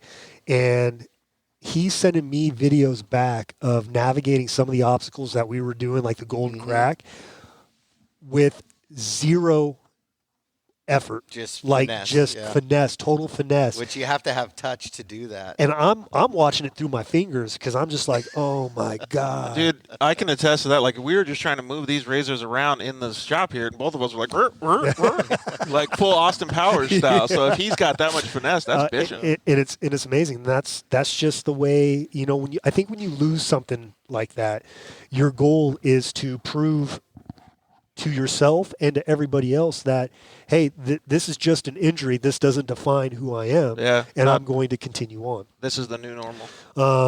And then, Joey, when you started the UTV World Championships, the largest UTV race in existence. Amazing race and party, by the way. Yeah. It was such a cool time. You hit us up and had an idea for Warfighter Made to create a trophy, which has now become the Perseverance Award. Yep. What was that about? Why? Well, I mean, anything that we did, it's remains true today, right? With Warfighter Made in 4-wheel parts, it's when we heard your story and we saw what you were doing for these veterans, it's something that, how do you not support that, right? You get involved. And so when we went to the UTV World Championship, I mean, I was running the gamut with ideas of how do we make this event different and how do we juice it up and make it cool and really make this something that's about the UTV community. There's big off-road races out there that UTVs are a part of, but the idea was to take what was so special with way back when with the Saboba Grand Prix back in the real late, like 2008, 2009, which was just epic, and it was just this cool UTV, real organic vibe. How do we take that vibe and apply it to the modern recipe of like the Mint 400, right? And just give it that big feel. Yeah. So UTVs were not just a part of the show. They were on the forefront. They were the show, Yep. right? It was all about them. So running the gamut of ideas of how do we keep doing it, obviously with Warfighter Made, as we go down the line of, okay, giving out different awards, obviously you're going to reward the people who won the race and who do different things. But coming up, there's always, and this is what's special in off-road, is there has to be a never quit, never give up type of mentality to be a true off-roader, right? Because it's never over until it's over. I've been part of races where we were down 10 hours and we got to the last 100 miles of the Baja 1000, and all of a sudden we're done, right? Like we're just finishing to finish, and all of a sudden the class leader comes through, and holy crap, we're 5 minutes behind. The game changes, right? After being awake for 30 hours. And you never give up because of those opportunities. So every off-road race has, and every off-road racer has a story like that. So Do you think being there's able any to relation tie to in- the way that the warfighters think too, being out in combat the same way? 100%. You have to have a never give up. And post-military service, especially the guys that have suffered these injuries, both mentally and physically, they have to continue to persevere in their daily lives and never give up and never quit, right? And so the Perseverance Award and bringing Warfighter Made into everything that we're doing, trying to find a spot that makes sense for what they're doing. An organic fit, not a force-fed fit, but an organic fit. And hell, I mean, the first time we heard Rob get up there and talk where he doesn't need a microphone even, and gets up there, it just makes sense to bring Warfighter in, have an award called the Perseverance, and then find that story during that race, because there's always one story of a never give up mentality. Absolutely. And we found some great stories in those years of giving that award away. I'm thinking about the very first one. Yeah, Dude, yeah, which was Donna Ellsworth. Donna Ellsworth and her quad, and pushing that quad across the finish line, pushing it for miles, right? Or Yeah, how many something miles did she crazy. put? Well, she pushed it pretty much in the entire infield. Infield, right? Yeah. And Just think about how many, she was out there for what, 2 hours? And then all of a sudden, or an hour and a half for the whole race? How long is the race? Well, it was on quads. I'm not really sure she what was it was. racing in the desert race early in the morning. But the point being is that Well, I'm just trying to put it in perspective. Like, you're already tired as shit, and then she's got to push her quad that far? That's insane. Yeah, and she's not like a big, strong man either, right? Right. And but she did it. She'd and whoop your ass. in a heartbeat. In a heartbeat. Hey, everyone tuning in right now. I got Joey D. I just threatened him with Donna Ellsworth beating his butt. But if you're tuning in, we want to have you give us shout outs. If you have a veteran in your life that you want to give a shout out to, go ahead and hit us up on the Dirt Life Show. Leave a comment, and we want to give a little love to that veteran. And Joey, right now we're talking about the UTV World Championships. Yep. The man who started it, and we're talking about the Perseverance Award that he challenged Warfighter Made to coming up with. And we have had some amazing stories involved with that. The award itself was the coolest award because that was something else with Worlds, right? Like if you won Worlds, you got like a trophy that felt like a real trophy, right? Yeah. It wasn't just a simple plaque. They were billet machined. The first year Johnny Angle with UTV Inc. made them for us, and then we moved to having Assault Industries, right? Just engineering some beautiful pieces of work. Yep. These trophies mean something, right? Every year they're different. If you get one, you're displaying that, right? It's not a plaque that just ends up in a stack of other plaques. But the Perseverance Award was just that custom. It just, there was something special about it, and that's something that gets passed down, right? That's something that doesn't ever go away in a family. And what's rad, for me being a part of that is at least once a year, everyone who's won a Perseverance Award always shows it off, tags us in it somehow, and like the Sims family who they dress theirs up in for Christmas and everything, and that's awesome. And I actually wanted to bring that up. Warfighter Made has become really good friends with the Sims family. Great family. And the reason why they were nominated for the Perseverance Award for that UTV World Championship was because we come together at the end of the race, and it's basically like, okay, what did you hear? What had happened? Right. What is, what's the scoop? And it would just seem like that year no one really had anything. And all of a sudden Joey looks at me and he's just like, Casey Sims needs to win that Perseverance Award because the kid is podiumed every time at the UTV World Championships. He's racing like 3 other organizations. He's, sitting on the box. He's a straight A student, and he's about as privateer as privateers come. I like and that. It's all about It's a family thing too for them, right? Like that's what's special about and why I just love and always will the youth racing side of things, because that you can have all the talent in the world, but if you don't have the family support system around you, you just will never get to live your live up to all your potential. And I can name a host of families, Quinteros. all of them that are out there. Quinteros, Danburys. I mean, there's so many, all of them at some level have. You can have some walk level down of the support. pits in a Lucas race even just dunk, dunk, dunk. Yeah. and what's rad is they're all friends. That's exactly why we started the Dirt Life, because I love those stories so much. Well, all of these people. We joke around when we were talking about the kids racing, right? And I would always have these hard conversations with parents that were hitting me up about sponsorships and this, and I would try to, and costs of vehicles, and they want to build this and push the limit of the rules, and that's racers. Right. But I would always tell them, like, stop. Remember what you're doing right now. You're grooming the kids to teach them to be professionals and also do something together as a family unit, and this is for fun. Because at the end of the day, when the parents are all freaking out, or the teams are freaking out about this guy did this and we got to protest and he's got a cheater motor and everything else, what are the kids doing? They're all together riding their bikes in the pits. The race is the excuse to all go and hang out together for these kids, and they're all buddies. Baby C is tied in with all these racer kids. Yeah. They talk and they text, and they're all friends, and when they get together at a race, it's simply like finally they all get to hang out. They're race buddies. Compassion, ethics, morals, everything. And then there's a few of those kids, though, they get on the track, and you see it in their eyes, right? You see The it just fire? like- It's game on. Yeah, That's Travis Salee. Like when he's getting on the starting line, you see like that fierce look in his eye, and he's like, Baby C with his shouts outs to Travis. Yeah. You got any more shouts outs, bud? No, not really. What do you mean? You got a You couple got- of athletes that you represent? Oh yeah. Shout out to my first client. I am now manager for Quintero Racing. Seth Yeah. Quintero. That business. That's a pretty big one right there. Yeah. And who's your other guy? Oh yeah, he's my. You worked that Red Bull deal for him?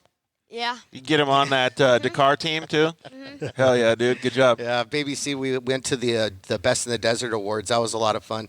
I've kind of taken a year off from being immersed in the racing scene to really immerse myself in my new role with the company. And so I've been to a handful of races still through the year, right? Luckily I've got a boss that insists on dragging me to events, because otherwise I'd just stay focused on work, and so it allows me to remember why I love this. But we went to go and celebrate the championships with Quintero and the Guthries at the Best in the Desert Awards, and Baby C showed up in a suit and went up on the podium. Oh, nice. Yeah. saw it. Ken Roxon style? Stole the show. Nice. It was pretty funny. That was a good time. But it's always good to get together with the race family, because that's what it really is these people have become family to me. And, of all the different things that I've gotten to do, I've been really blessed and rewarded with the travel and the places I've seen, and the vehicles I've been able to build and own and drive, and all those things that we do as off-roaders that we love to do. But ultimately, the most rewarding things are these relationships and these lifelong relationships and friendships that I've been able to forge with people that I've worked with, as well as those racers that I've gotten to watch their careers grow and blossom. And to this day, it's just when I look back on the memories of the UTV Underground days for myself, those are the things that stand out to me. Not the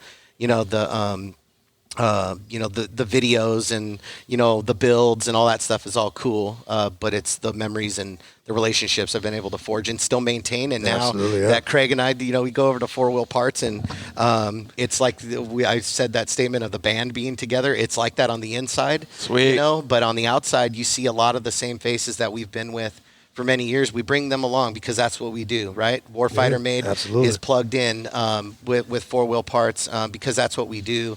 And what's great is we're adding to that family. We built a really strong team in 2019. I'm really proud of the fact that we built a 4WP official race program and influencer program, but with the racers, we had a win or podium in every single major off-road event last year. Wow. In multiple different classes. And that was pretty special to be able to plug the right people in and do that. And now with 2020, dude, that's a pretty huge feat. We said when we set out to build the team, and Craig and myself and a handful of other guys talked about it, we were going to build a team that not only would fulfill the business end of things and get our name out there and represent us properly, but would deliver in a way that they were proven, right? They were legit guys. And so we built a really strong team, but we're getting ready to drop some news next week because the hard part is year one's kind of an easy thing because we're setting the plane, right? We're setting the standard. Yep. Now you got to one up yourself, and we went all out last year, right? We went big. We came at it hard, but we've got some news next week that will drop that will elevate this program a little bit higher, and we're really excited about that going into King. How can people pay attention to that? How can anything be bigger than the Four Wheel Parts Warfighter Made signature vehicle? Those are big too. Those are. I'll tell you. The racing side and what I'm hinting at for next week is a big thing from the team side, and this is the stuff I really love. This is what gets me excited every day. But things like Warfighter Made, that's where it grounds you. Right? Like that's the stuff where you're making a difference. A racer, if he doesn't get a deal, he's going to go hustle it up and find a deal somewhere. They'll keep persevering and doing their racing program. Supporting a thing like Warfighter Made, that's really when you sit back and you feel really good that you're making a positive difference with, the blessings that we have and the opportunities that we have with the business. So we're doing something else that's kind of fun too. We're based out of Compton. We're headquartered right there in LA, and there's a local organization called the Compton Cowboys. Mm-hmm. You'll see them in a Google commercial during the Super Bowl. Sweet. But these are guys that are in the hood, and they take kids off the street and teach them the equestrian lifestyle with horses and whatnot. And they got trucks and they got side-by-sides on their little ranch, and so we're getting ready to start doing something fun with them to give back to our community. Nice. In an authentic way, right? Yeah. In a way that ties in a really fun, cool way. And Warfighter's that way for us as well. So there is the big stuff, the glitzy, glamorous, like really cool racing and influencer, the Diesel Brothers, all that big stuff. But these types of things are really the stuff that make you sit back at the end of the day and feel really not to get sidetracked off Warfighter Made, but he also supports a guy that's near and dear to my heart named Jesse Nelson. Jesse hit me up after he broke his back, asking obviously all kinds of questions about spinal cord injuries and what the fuck am I going to do next, man? And I was like, yeah, you got to, hit up the guys at Polaris and see what they say. Well, the Jesse story is pretty cool. It's amazing. The way that Jesse was introduced to getting to the team was through two of our good friends, Mike Emerson and RJ Anderson, and they told Craig the story of Jesse. And like Craig has done numerous times with wild ideas or people that I've come in and talked to him about, he got behind it and said, let's support this guy. And we took him to a vehicle launch for the RS1 single seat machine, and brought Jesse out there for fun just to be part of it. And Craig surprised him with a vehicle that, together with these guys, built a machine behind the scenes with a really slick Holes Racing hand control system, cool, Holes setup, and put Jesse in a side-by-side and gave him a new lease on his life because he went through some dark times, right? Just like so many other of the guys that you work with, going from being a blossoming career in motocross, being a Red Bull guy, and then breaking his back and losing the use of his legs. takes you to some dark places, right? And especially as a young guy, Just like the Warfighters, yep. just like the Warfighters. And so giving him that opportunity, and that's another guy, right? We come to Four Wheel Parts, and Craig comes in and says, we're doing this. I can't wait. We got make it Jesse happen. coming on the show in a few weeks here, so I can't wait to hear a little bit more about his story. fun I want to guy. hear the ins and outs of. I mean, obviously everybody knows he was a good dirt bike racer, but I want to hear the ins and outs of his life, man, because that type of stuff is really important, and that's why I appreciate Rob doing all his stuff with the Warfighter guys. And I can't wait for Lima Charlie Echo. The going on the Warfighter recreational therapy trips. I think I got to do 3 of those. These were big trips too, like week long, basically. Mammoth was the first one. Moab, the second one, and then going with the Godfreys in Utah for the third one. That one looked like a fun trip. 3 highlight trips, right? You can't beat a Godfrey trip. I don't know. We might be able to beat it with this comment. Joey D's kid's hair is so sick. Yeah, Robbie Hornsby, and then Baby C got that good hair. I actually don't like. I need a haircut. You need a mullet. What's wrong with you? I can't grow it out anymore. It's like my mom's gonna kill me. The mullet made him famous, but yeah, Mom did not love it. We ran it for as long as we could, and Rick Fuller retire it. hit us up, said I'm there's a gonna try couple of my us hardest. watching. I'm assuming that he's talking about veterans watching. Rick, if you're still watching, man, hit us up. What branch did you serve in? I'd love to give you another shout out, man. What were some of those trips like that you guys went on, like with the Godfreys and stuff like that? And obviously, well, who did you bring actually? So the very first trip that we went on to Mammoth, which was actually kind of one of my favorites because that was like it was all new. that's what started it, you know. That was Polaris getting behind the Warfighter organization, us being linked up, plugging in, saying we can go and take their story and produce a series of content that then allows Polaris to use their platform to put Warfighter on the map. and then use their platform to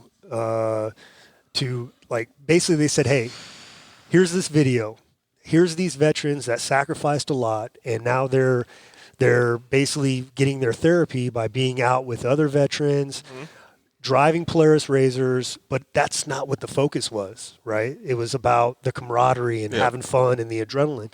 And then they said, if this video gets 100,000 views in 24 hours, we're going to give Warfighter Made 2 more vehicles for a total of 4.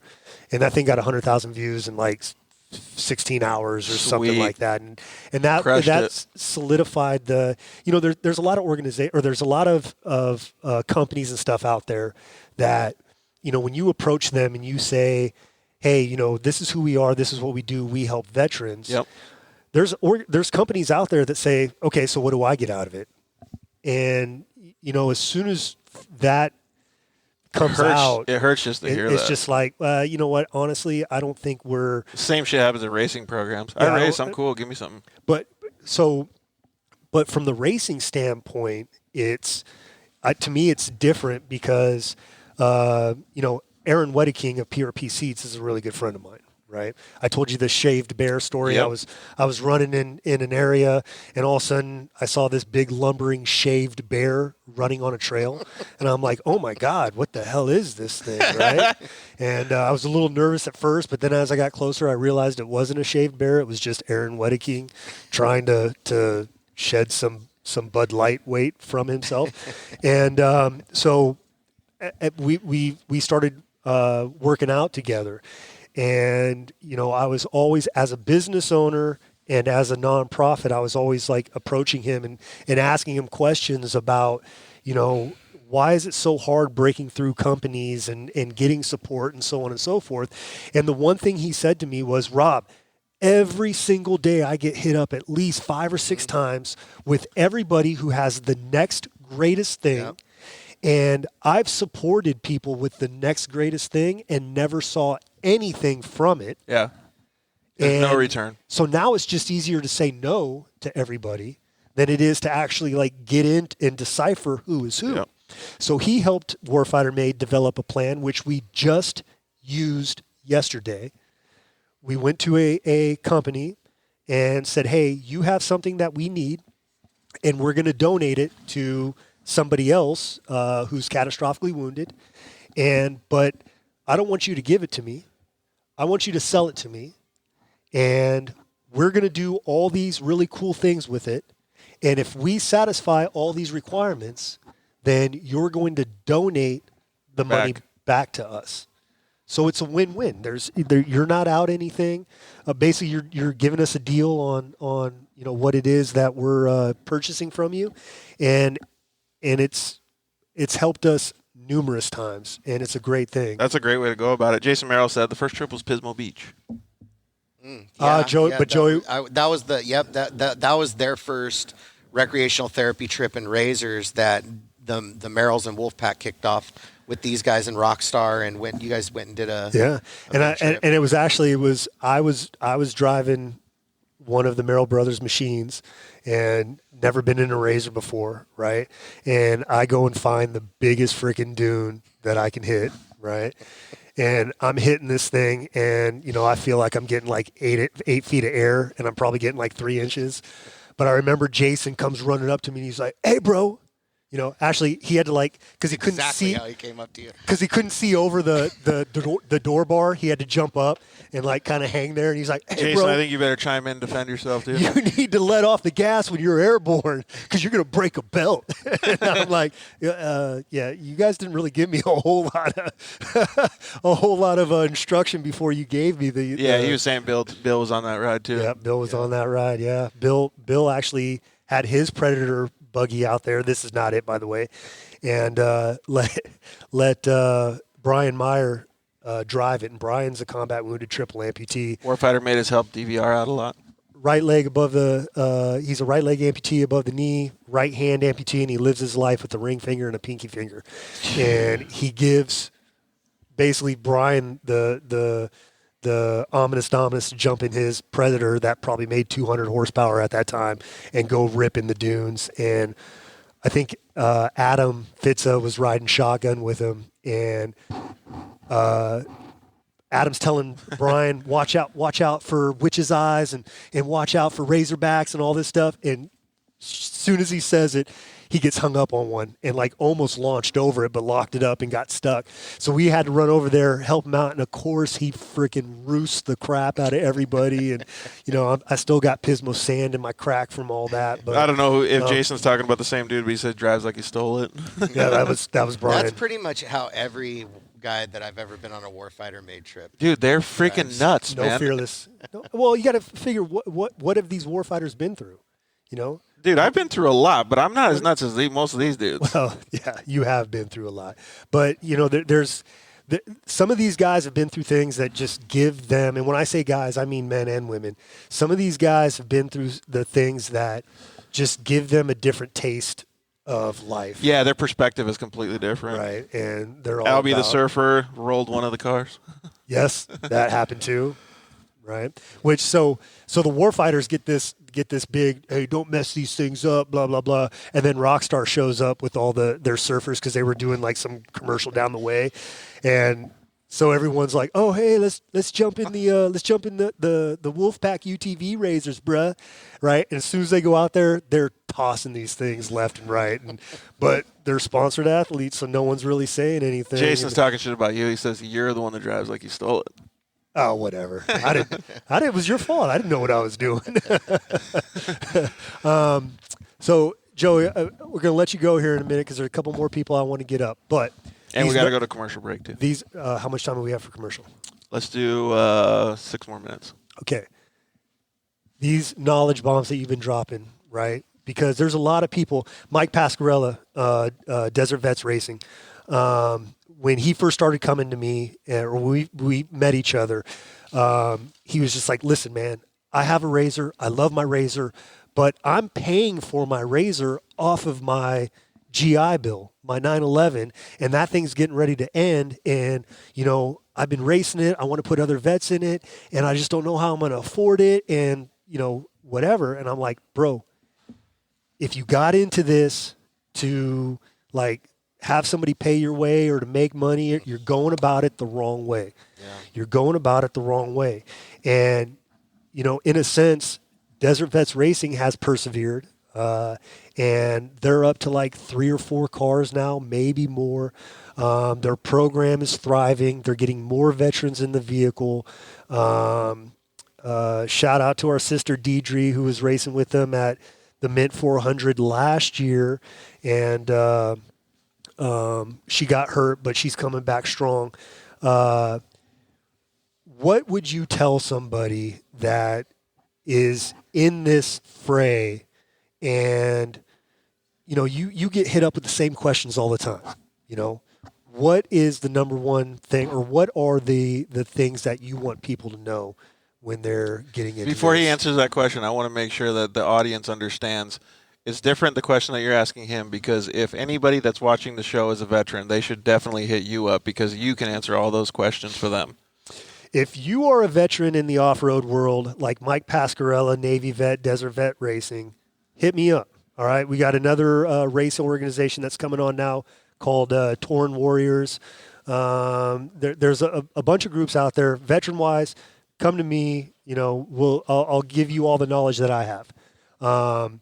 But veterans that are in the off-road world, people that are in the off-road world, because this is the Dirt Life show. What do you want them to know about, racing, their race program, sponsorships, stuff like that? Well, the first thing is stop. You only have 30 seconds. Yeah, well, I'll just give you kind of a nutshell elevator pitch.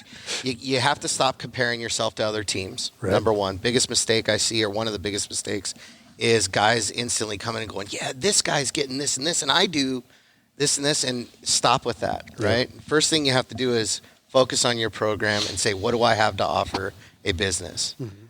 A sticker. The days, well, the UTV industry has evolved. The days of a guy like Craig or other companies just coming out and just getting cars out there to as many people to help grow the sport, those days have changed. The sport's grown. Right.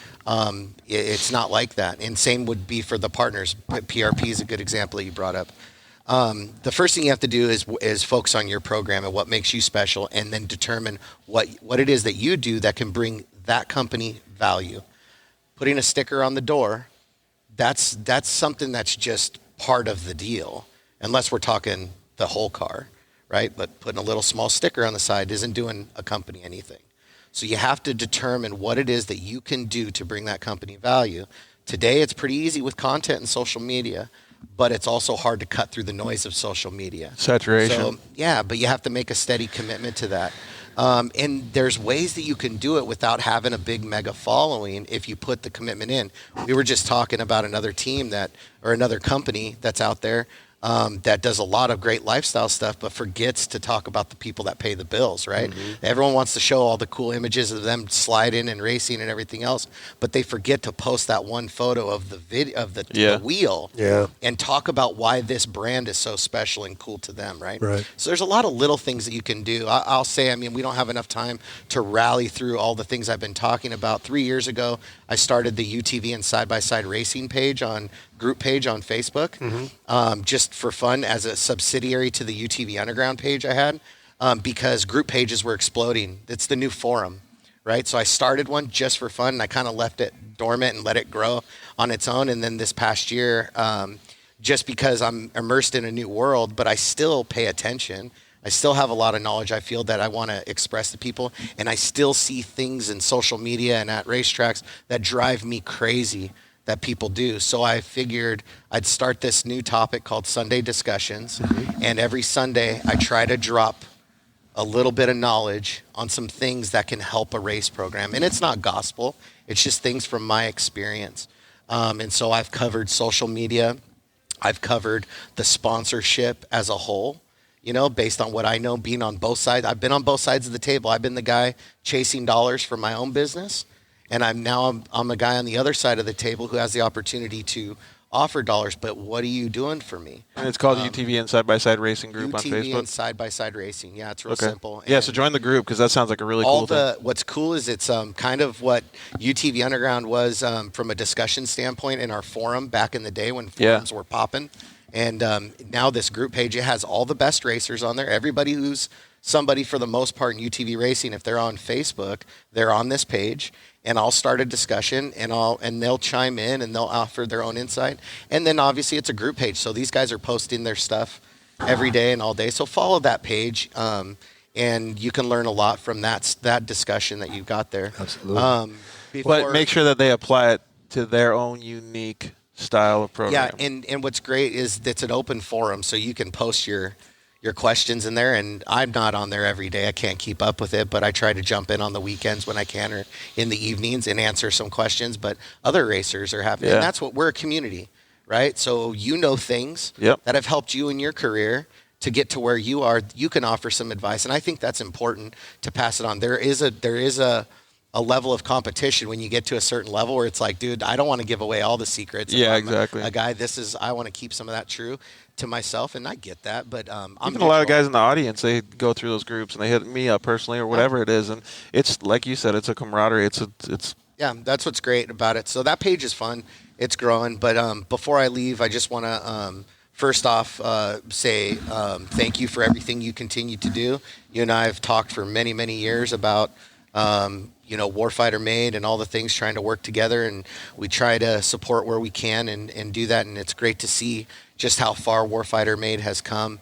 It's an honor to always be included in things like this and be a part of Warfighter Made and have Warfighter Made be part of Four Wheel Parts. So thank you for everything you do for the people that you have changed their lives and affect them on a daily basis.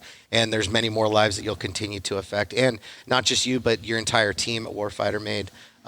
It does not go unnoticed, right? People are paying attention, and it's great to see this thing continue to grow for you. And we're stoked to have you a part of Four Wheel Parts. It's really fun to be able to kick off the first of these 4WP Warfighter signature builds that we got kicked off. Yeah. And look forward to doing a few more this year with you, and looking forward to helping out some of these veterans in the way that we can help. Both of you guys and your organizations are doing fantastic. Thank you guys very much. I want to say one more thing real quick. Amy Quintero, how are you going to give a shout out to Baby C? You see him looking at that every comment. single day. You don't see me hardly ever, and you give a shout out to Baby C. I was looking at Whatever, the comment, Amy. and I was just waiting for you guys to stop talking so I can say hi back to her. Well, say hi back to her. She's All right. Hi, Amy. Oh, wait, no, the camera's over there. I forgot. Hi, Amy. Can we hear Baby C's answer on how to get sponsors? Yeah, what do you think, Baby C? What is your secret to getting sponsors? You tell them, well, for me, it's kind of easy. You just tell them, hey, I'm Baby C, and I want you to sponsor me.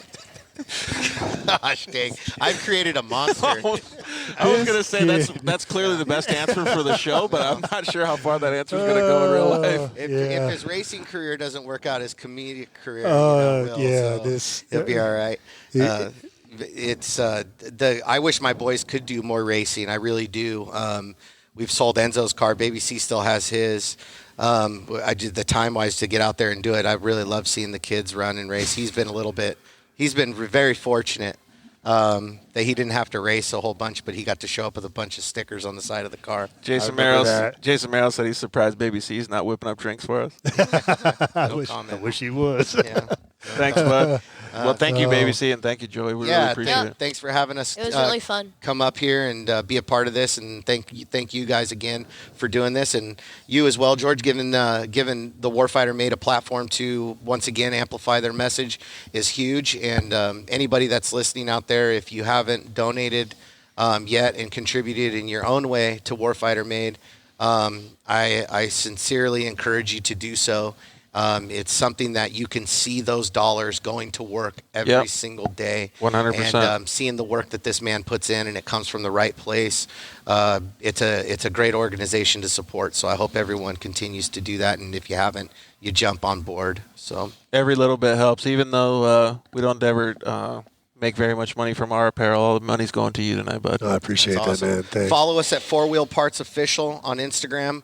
And 4 Wheel Parts on Facebook. We are going to break the internet, as I like to say, next week. If you are a fan of off-road racing, you do not want to miss the news that we are dropping next Tuesday on those channels. So make sure to pay attention. I look forward to seeing everybody out of King of the Hammers. No, I'm kind of excited. Yeah, you should be excited. It's going to be pretty cool. And, but King of the Hammers is coming. Look forward to seeing everybody out there. Follow us at 4 Wheel Parts Official. 95 stores nationwide.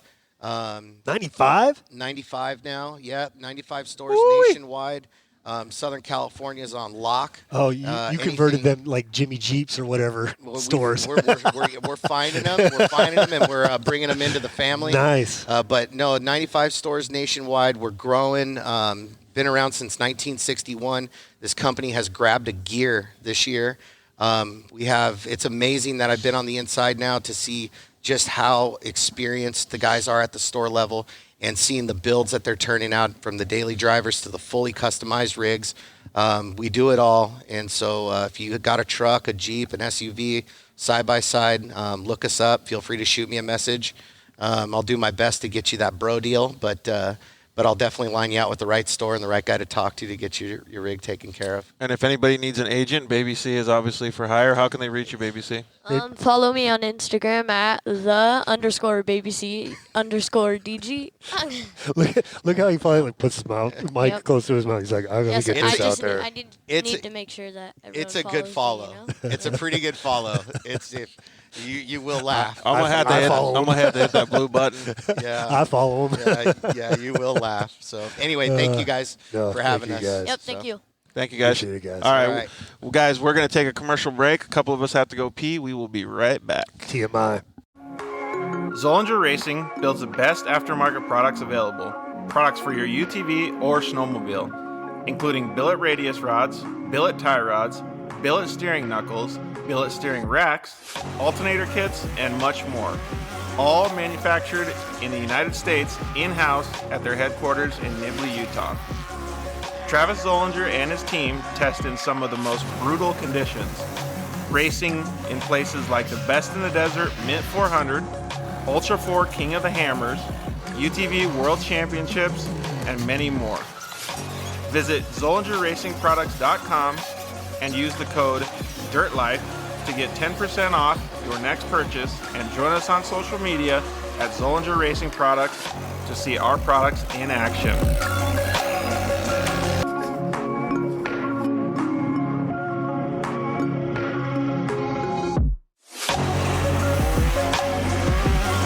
Zollinger Racing, the best products, period.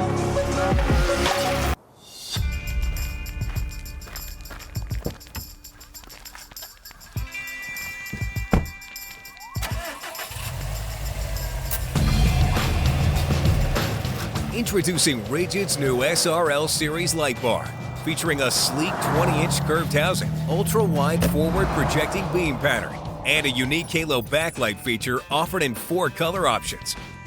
The SRL Series light bar's new optic combination projects light over 70 degrees wide, with more than enough distance to safely drive in low visibility conditions, making it the perfect lighting solution for most applications.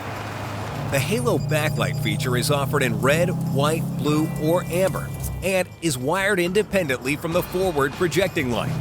Instantly transition from style to function with the flip of a switch, making it easier than ever to own the night.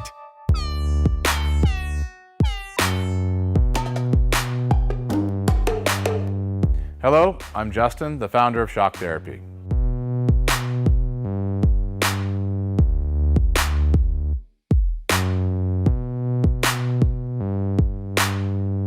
Shock Therapy has been around for 5 years, but we have personally been tuning suspension on off-road cars and race vehicles for over 25 years. We tune between 10 and 15 cars per day, every single day of the week.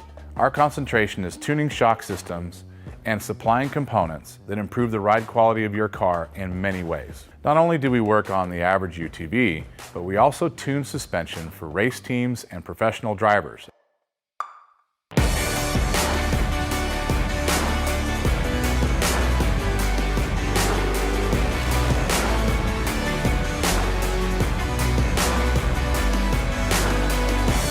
We currently tune for over 87 race teams in Best in Desert and Score. Our clients and race teams rely on our suspension components to allow them to win races and keep them safe. Suspension is a moving target. We are always trying to hit that target with every customer that we work with. Each customer's needs can be different, and we tune our kits accordingly. Our research and development never stops. We improve our components every single day. As the industry evolves and improves, so do our parts and kits. As of right now, we have over 100 products for UTVs. So when you bring your car to us, you have the satisfaction of knowing that you have the most experience, the highest quality products, and the fact that your car is being tuned specifically to you.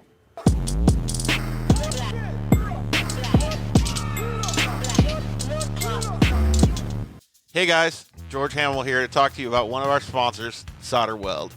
Who is Solder Weld, and what is their impact on the off-road community?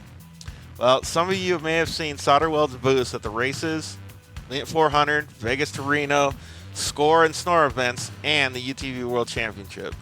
You're seeing their stickers and sponsor wraps on more and more racers' vehicles every year. But who are they, and what do they have to offer us as off-road enthusiasts?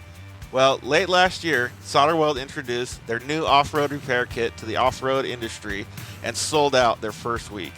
The interest was overwhelming, as many off-roaders already knew of Solder Weld's aluminum radiator repair rods, and now they were included in a convenient carry kit in camo or black. If you're a racer of any type or off-road enthusiast like myself, you're going to want to take a close look at this product. Solder Weld has combined some of their most elite products into one small kit that fits perfectly under your seat or strapped into your roll cage and allows you to make some insane fixes anywhere you go. How many of us have been in a race or out on the trail and got a rock chip in a radiator or a brake line? We've literally seen a top-tier desert race truck at the 2019 Mint 400 taken out by a simple rock to the radiator. If they would have had an off-road repair kit on board, they could have been back up and running in just minutes. The kit includes everything you need to work on dirty aluminum, stainless steel, copper, and many other metals. Solder Weld's cutting-edge technology allows you to make these fixes with extremely low heat and incredible high tensile strength, leaving you with a lasting fix every time. Don't be that guy who broke down on the side of the trail. Get your off-road repair kit today. Your friends will thank you.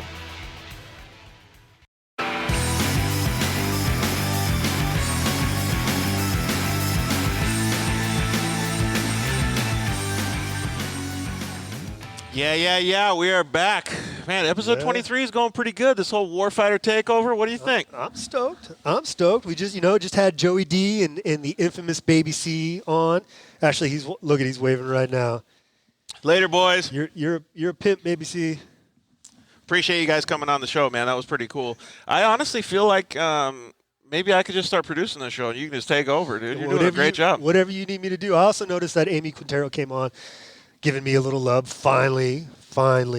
She said she had to give it to Baby C first, though, because that's Seth's manager. Throwing shouts outs. I get it. Blake Vandaloo out there saying what up again. My money's on you, Blake, for King of the Hammers. Don't disappoint me. That would be pretty cool, man. They're due a victory, aren't they? What's that? They're due a victory, aren't they? Oh, well, I mean, we got lots of friends that are out there that are due victories, but Blake winning it before. I'd like to see him hoist that hammer up there one more time. Maybe we can ask Amy and she could chime in on social media or just yell. But are they doing the King of the Hammers this year? Who, the Quinteros? Yeah. Quintero Racing? I don't know. I don't think so. No? I noticed that like Maddie Wedeking from PRP, she's not going out there this year, and a couple others. It looks like the UTV class is going to be pretty thick this year, though. Yeah. It looks like it's going to be pretty cool. I haven't seen. Are they doing the trophy truck race again? Oh, that I don't know. I didn't even know that they did that until this year, that they did it last year. I didn't even see anything. No, it was rad. Was it? Oh, my God. I mean, if I remember correctly, Rob Mack was out there. The Pudias were out there. Are you going to go to King of the Hammers this year? We're going to go. I want to go for the UTV race to see guys like Blake, rip around. But we're definitely going to show up at least Friday. I actually got a high school friend, Josh Lessenberg, and his wife, Amanda, that are going to be out there. And they live up in NorCal, and this is an opportunity for us to come together. So, we're going to be there hanging out, do whatever. Got to go shout out to Rugged Radios and give the Steve Squared some hard times. Yeah, give them a hard time for sure. Yeah, that'll be pretty fun, man. Are you going to bring any other guys out, like just hang out? Any vets that are interested in coming, we're going to be rolling out in the TRV. So any vets, any service members that want to go and drive out with us, they're more than welcome to. For anybody that don't know about that TRV, that 5-ton, that thing is Badass. Our military 5-ton. If you want to know what it is, you can check it out on Instagram, Warfighter_TRV. The TRV stands for Therapy and Recovery Vehicle. And, we use it as a rolling billboard, but more importantly, when we go out and do our therapy events, it's AC in the back. So Control temperature for people that need it. Any of our vets that are paralyzed that have issues controlling their body temp, any of our amputees, amputees have the same blood volume as you and I, but less surface area to cool it. So we keep the back of the TRV cooler than outside air temp, and we have a wheelchair lift on the back of that thing. So it's all for the comfort of the of our brothers and sisters that serve. Well, thanks Lucretia for chiming in too. Our girl Lucretia. Yeah, she's doing good now that we had Eric and Trevor come down. Trevor rode my mini bike a little bit. We gave him a whole bunch of shop stuff. I think I just saw it was Trevor's birthday or something like that. Yeah, Trevor turned 18, man. And that kind of blew me away because this whole time that I was hanging out with him, I thought he was like 34 or something like that. I was just like, man, that's a big kid. He's a rad kid, man. Happy birthday, Trevor. But continuing on with this, who's next? This takeover, I want to have my brothers, Mitch Malott and Danny Navoa, come up here and hang out. So a little backstory here. Mitch is a combat wounded combat medic, and my brother Danny is a combat wounded Marine, served with Alpha 1-4 and a couple combat deployments, Afghanistan, Iraq, and then we came together through mutual friends of ours. Guess we're all scooting up now.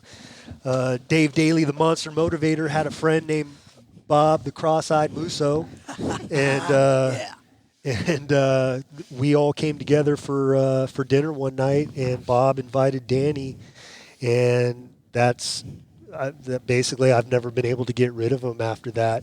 But the truth is, my partner in crime, right-hand man, my sounding board, when there's something that I absolutely don't want to do and he knows it, he'll end up doing it for me. Because, Sweet.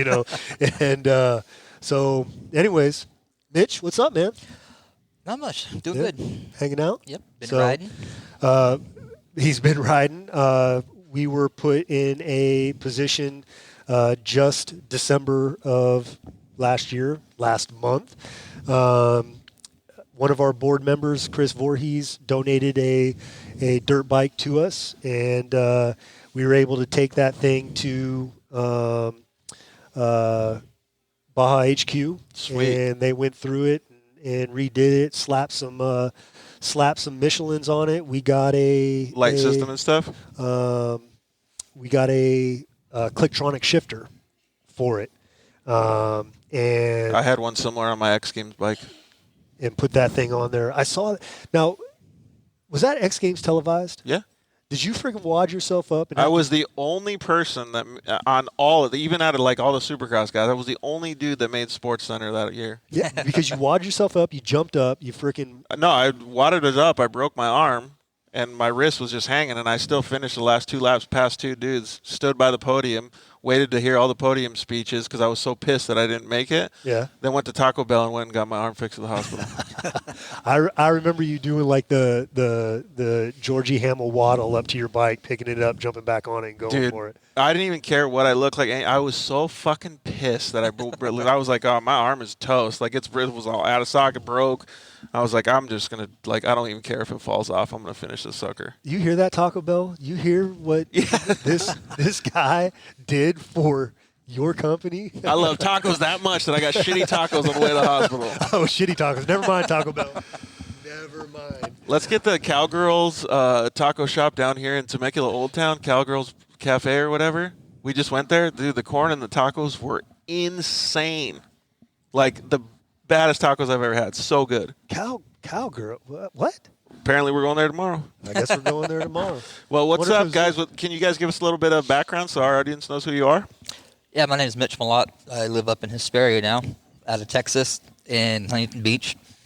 Got a left leg amputation, 2012. and got that done in Texas at San Antonio. Did 21 years in the military and retired because of the injuries, and just kind of been like a rambling man, just around. How many years did you do in the military as an amputee? First of all, wait. 2 years. 2 years. I didn't know that was something that could be done. I was in if you're getting surgeries or a bunch of medical stuff, they're not kicking you out right away. So I was in uniform for 2 more years. I also think the military has done a very good job that if you are, even though you're an amputee or you're combat wounded, if you still have a desire to serve, they will try to make a place for you to do that. Different positions. I mean, we know there's a lot of guys. I can't think of his name right now. He's a SF Green Beret. He is an AK amputee above the knee, and I think his name's Nick. And the dude's a beast, and still serves in combat. As a single leg amputee, and there's a lot of like really. He can get around that good. There's a lot of really famous memes. Shit, man. Of him like standing there, and the dude is massive. He's just a freaking muscled out dude, and he's got a prosthetic leg, and it says, the enemy took my leg. Now the joke's on them. My leg is bulletproof, or something like that. And it's just, yeah. The dude's a monster, and so our buddy Davey Lind, Force Recon Marine, Scout Sniper, double leg amputee, he was injured at like 16 or 17 years within the Marine Corps, and you usually have to hit your 20-year mark to retire. And they let Davey serve in uniform until he went. They could have medically retired him right away. Mitch probably could have been medically retired right away, but some guys' determination is just like, no, I started this gun club. Did they ever tell you that? Not to my face. But, did they say, hey, you're free to go, or you were like, fuck you? If you got real mad at everything and started throwing a fit, they'd probably kind of like, hey, man, you can leave if you don't want to be here. Yeah. And then you can, but they're going to be sucking. Yeah. Wow. Be out there with a little sign saying, help a Dude, vet. that's badass. And then speaking of, standing on street corners with signs, Danny Navoa, what's up, bro? That's How's it going? That's how we met. Gave him a buck. There you go. There you go. Mm-hmm. Tell us a little bit about yourself, Danny. Well, I did 12 years in the Marine Corps. I got injured in 2008. Were you from California? I'm actually from California. So now I stay here in Menifee, and so this is kind of my part-time gig here. Just kind of, come out here and work on all the vehicles and, work next to Rob, which is awesome, and giving back to all the veterans like Mitch. Yeah, So, exactly. What was when you guys left, both of you guys, you can answer first, Mitch. What were the, I don't want to say complications. What did it feel like when you got back into civilization? Clearly you have leg complication, but... There in San Antonio, at the CFI, Center for the Intrepid, it was a one-stop shop. If you were going there, you had Social Security, you got VA, you got Army, and I can only speak for the Army guys. It was all in the same building. We didn't have to go anywhere. Social Security, you walk up or you wheel your wheelchair there and tell them what you got. Same thing for the VA. Before you get out, they make sure everything's checked off. So in that portion, it was great. My first day out of the military wasn't too bad. I mean, I had to go to the VA to get my first appointment, and that thing got kind of haywire for a bit, but they finally fixed that, and it's had its time. Being introduced back into civilization, how is it like? How was that? I was angry a lot. Yeah, a lot of road rage. A lot of road rage. Very, very common symptom of post-traumatic stress and traumatic brain injury. I was going to say. And that's the reason I asked that question, is because I wanted to understand the normal. That was, that's for me. And I have a lot of buddies that would, saying road rage, get arrested. It's not a good deal. Yeah, it's different. The mind definitely takes its toll on you. And the second you're out, and they always say it, the old timers say it a lot. It's like the day you're out, that's it. Yeah. You ain't going to go back. They don't care what schools or wards or where you've been. They don't care. That's it. And that's where it's kind of hard to wrap your mind around stuff. You're like, well, I did this, and now I'm getting treated, and it's just like shit. So Yeah, like you can't catch up. yeah, I mean, it's gotten way better. You know, I moved out here to Hesperia last year. November 1st of last year is when I got here. Okay, originally from Huntington Beach, so I still had friends there. A lot of the racing community for Speedway, the flat track racings down in that area, and that's where I grew up at. And they were a big help when I got here, just to hang out and talk and vent and watch some good racing. So That's perfect. Put him back in his dirt life. So they basically just change your mindset so you could have a little bit of stuff to focus on instead of your head. Yeah. Anything, you can have everything in the world. You got an empty house, not a lot going on. Yep. You don't want to start waking up early, or you don't want to start doing anything, and it gets bad. The thoughts come in, darkness, and you're just waiting for someone to piss you off. Can you relate to that too, Danny? Oh, definitely. Once I got out of the Marine Corps, it was mainly for me. It was just more of trying to get to know myself, trying to figure out, how to live with the adaptation of living with one eye, and my seizures and all that, and it took me a long time to, to come to my senses and say, hey, you know what, you did get jacked up, and it definitely, like a lot of us never really want to get out, so we're kind of forced out because of our injuries. Unfortunately, mine was mainly more my traumatic brain injury and stuff. And it's just one of those things where I guess what I do now is if I stay static, if I stay home, and like I said, if I stay home, I'll go crazy, man. Think too much, get inside your own head. Yeah, and then trying to, I guess for a lot of veterans, it's kind of like you never really get back into society, and that's why I think the majority of us kind of go towards or gravitate towards more veterans, right? Like Mitch and I was just going to Rob. say the same thing. You guys are both kind of saying the same thing with different. And Rob's told me it a million times too that the things that he thinks inside his head are not what everybody else thinks. Right. And, Correct. and having Mitch up in Hesperia where there's not a huge veteran population, Kendra is, out in nowhere, Georgia. Right, the recipient of that razor right there. The recipient of the razor. And that was one of her big things, She was basically saying with tears in her eyes that it feels so good to be around veterans again when we did the Warfighter Made open house. Yep. Because where she's at, again, people love her. They're caring for her and whatnot, but she can't talk to them the way that she can talk to us. Yep. Because they always say, like when you go back from when you coming home from a combat zone, they usually give you like a little, hey, this is your post-deployment talk, right? And one of the things that always stuck out to me was you're going to come home, people are going to come up to you and they're going to be like, oh my God, how was it? They don't care how it was. Right. All they want to hear is it was fine or whatever. And then they want to go on to the next question. Yeah. But, where your mind's at that moment is, how was it? Well, let me tell you. And then you start telling them, and then you can just kind of start seeing their eyes trail off Gloss and everything. over, and, yeah, then, it's like... and then actually then that kind of pisses you off because, wait a minute, you just asked me a question.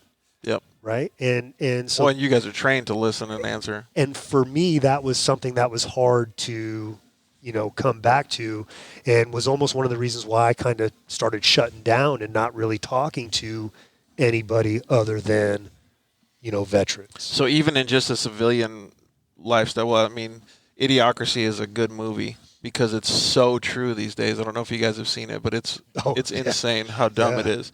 Yeah. But President Camacho. Yeah. I always tell people, they always say, like, why don't you ask me how my day was? The truth is, I already know how your day was. It was fine. Yeah. Like, you didn't have anything biting you all day. If I ask somebody like you what your day was, it's because I want to hear what happened, because there's some sentiment behind what you're talking about. Yeah. Not just, my computer didn't start at work.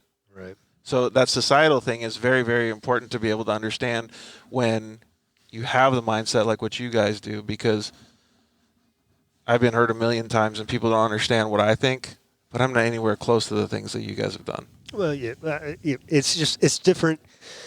You know, people should gravitate towards you because what you've been through and what you're doing now that's a story in and of itself.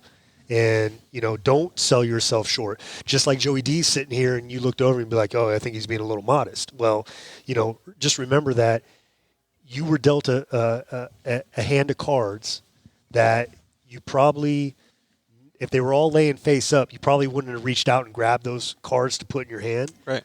But as long as you don't fold, you're not going to lose. Yeah. You know what I'm saying? I definitely give myself a pat on the back every day because I'm proud of myself and the things I do. I mean, even on Friday, I'm going to, talk to some little kids about, an underprivileged school because I want to make sure that they understand that. Yep. And all of this stuff, the reason that I wanted to have a Warfighter Made takeover for Freedom Friday was because I respect all of the people here, the people that we've talked to already, so much because of the same stuff that you guys do. Well, I give love to everybody that's sitting here right now because the having veterans here supporting us, having family members that supported their veterans. Yep. It's and free pizza. It's one thing in free pizza. There's one thing which I haven't had any yet. Me neither. I'm starving. Which is one thing about the military in general is it's not easy. But it's really a big family organization. And, if you're in the right areas, it is – I mean, the friends that I have that I've made in the military are some of the best friends in the world. That story that you told me on last time before your last show, you hadn't seen a guy in how many years, and then you saw him from across the country like you hadn't missed a beat? Oh, my brother Pete from Florida, yeah. Exactly. And that's you guys exactly have stories like that too? Yep. When I got my leg amputated, I had a buddy come out from Templeton here in California. I haven't seen him for 20 years. Last time I saw him, we graduated high school. And he showed up because they knew what was going on. He's the only one. Wow. Page down real quick. Alberto. That's solid, man. That one there, yeah. Alberto Gonzalez. Alberto giving us a shout out. What's up, brother? That's pretty cool that you guys, while he reads the comments, that's pretty cool that you guys, well, actually, you know what? A question that I wanted to know, and Rob's told me a little bit about this for him. I just asked the question how it was joining society. I fucking hate that statement, but what did you guys learn that prepared you for the shit that you deal with on a daily basis now? Because I've talked to people that have back injuries, non-military men, all these people, just total normal civilians. They wake up and goes, I'm still fucking in a wheelchair. I'm still paralyzed. Every day I wake up, I still have this.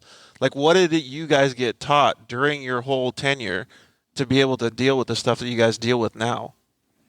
I think for me, it's just continue to move, I mean, like I said, I come here. You know what? You really got to find a purpose. After the Marine Corps, like I said, after the Marine Corps, it was kind of like, like I said, I had to find myself, learn about myself, and learn how to live life just with my injuries, right? And people see me and they're like, hey, it looks like there's nothing wrong with you, right? But inside, if you turn me inside out, or you turn any of us inside out, you'll see everything, and I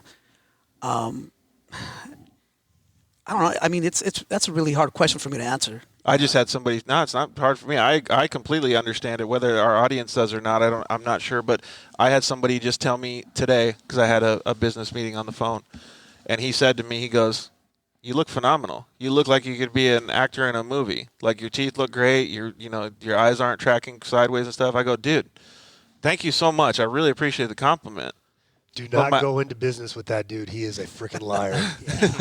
But my point is that I didn't hear any of that in my head. All I thought to myself, and I relayed this back to him, I'm still fucked up. Like, I can't see shit. I can barely hear.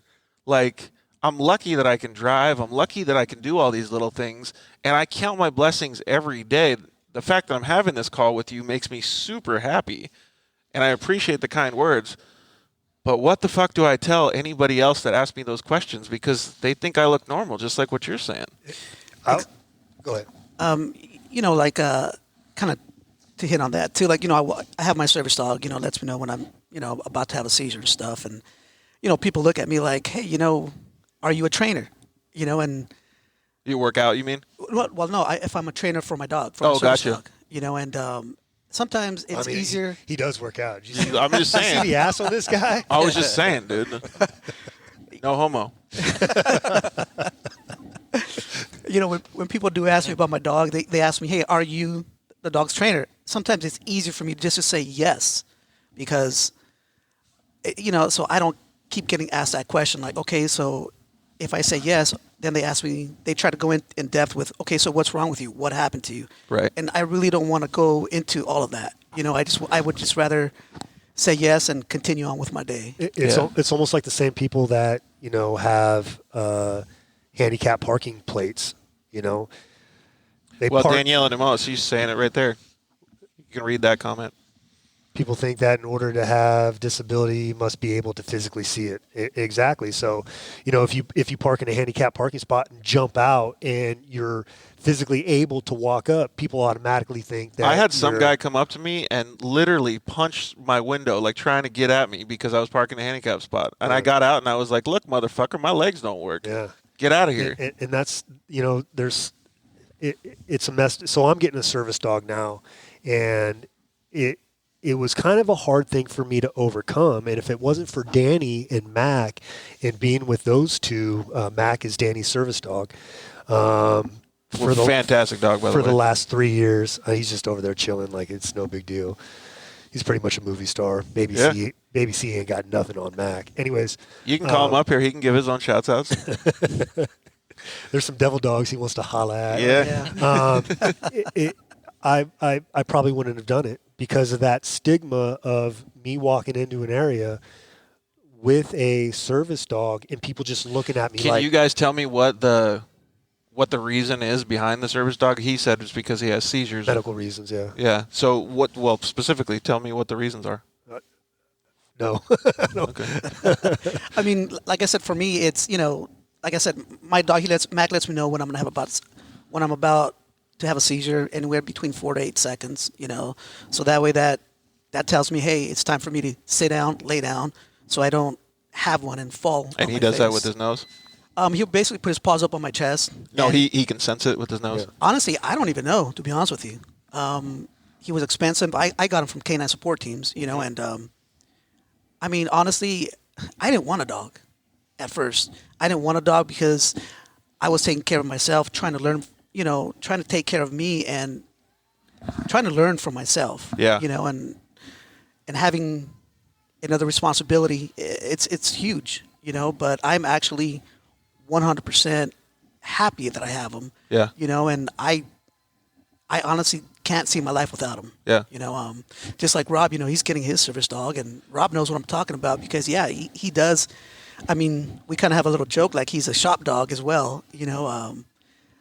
I mean, we let him loose here, and everybody plays with him, which is awesome. Mac just isn't Danny's service dog. Mac has been my service dog hundreds of times. So the issues that I have is I have Mike Pascal said dogs can predict the PTSD triggers. And so that's one thing that my dog is being trained to do. I still suffer from what's called night terrors. Mm-hmm. So sometimes I'll have dreams that I'm still in combat. And the issues with my dreams, though, is that I lost somebody in combat, and my dreams revolve around I'm back in it, and this time I'm going to save them. Yeah. Right? But I can imagine it's so hard. In the end, no matter what happens, nothing ever changes, right? No matter what. If I wake up, nothing changed, right? And so he's supposed to help wake me up out of those. And then PTSD triggers. My PTSD trigger is anger. And if I start getting anxious or anxiety-ridden, I can lash out. So my service dog, Ronan, love the name, who's being given to me. Ronan doesn't know it, but Ronan was born to be my service dog. The organization Labs for Liberty out of Utah, we have a relationship with them, and they got Ronin for me. He's a Portuguese. I'm allergic to dogs, so he's a Portuguese water dog. He's hypoallergenic. Me and my homie Narayan call him a Portuguese man of war. And I named him Ronin. And so when I start getting stressed out, Ronin is supposed to predict that, basically come up and divert my attention from my triggers or, whatever the case may be. So now I'm focused on him. I'm touching him, and whatever it was that was affecting me in my environment is now being diverted to him.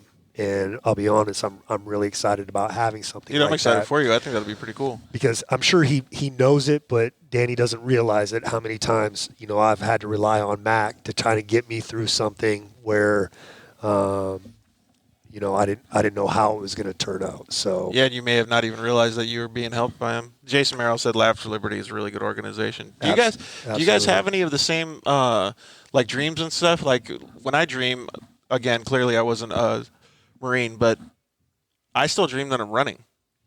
I still dream that I'm like jumping. I still dream that I'm doing track and field. Like, do you have dreams like that? The other night, actually, I had a dream. Put the mic a little closer. Put your mic up there. I had a dream the other night.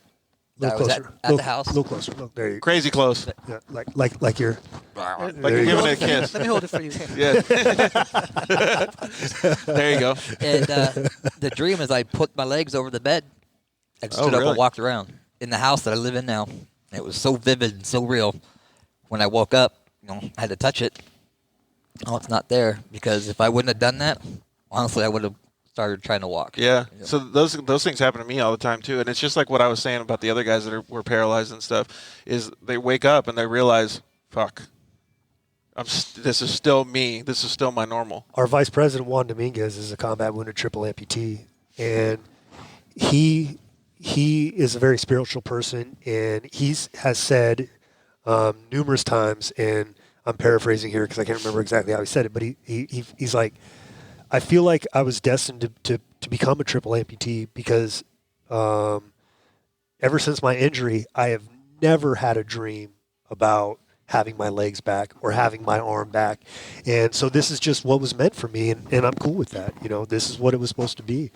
And, that guy, dude, he taught himself. He used to be, he used to play guitar, and then he lost his hand.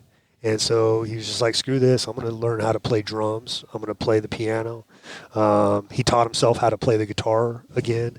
And he's in a band called The Resilience. And well, that name's cool. Right? Because, Tim Donnelly is the lead singer. Tim Donnelly is a double leg amputee.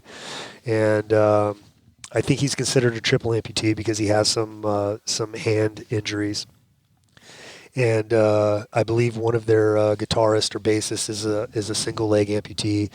But the Resilience, I mean, that's what they are, and they're awesome. And it's both these guys have some serious resilience too.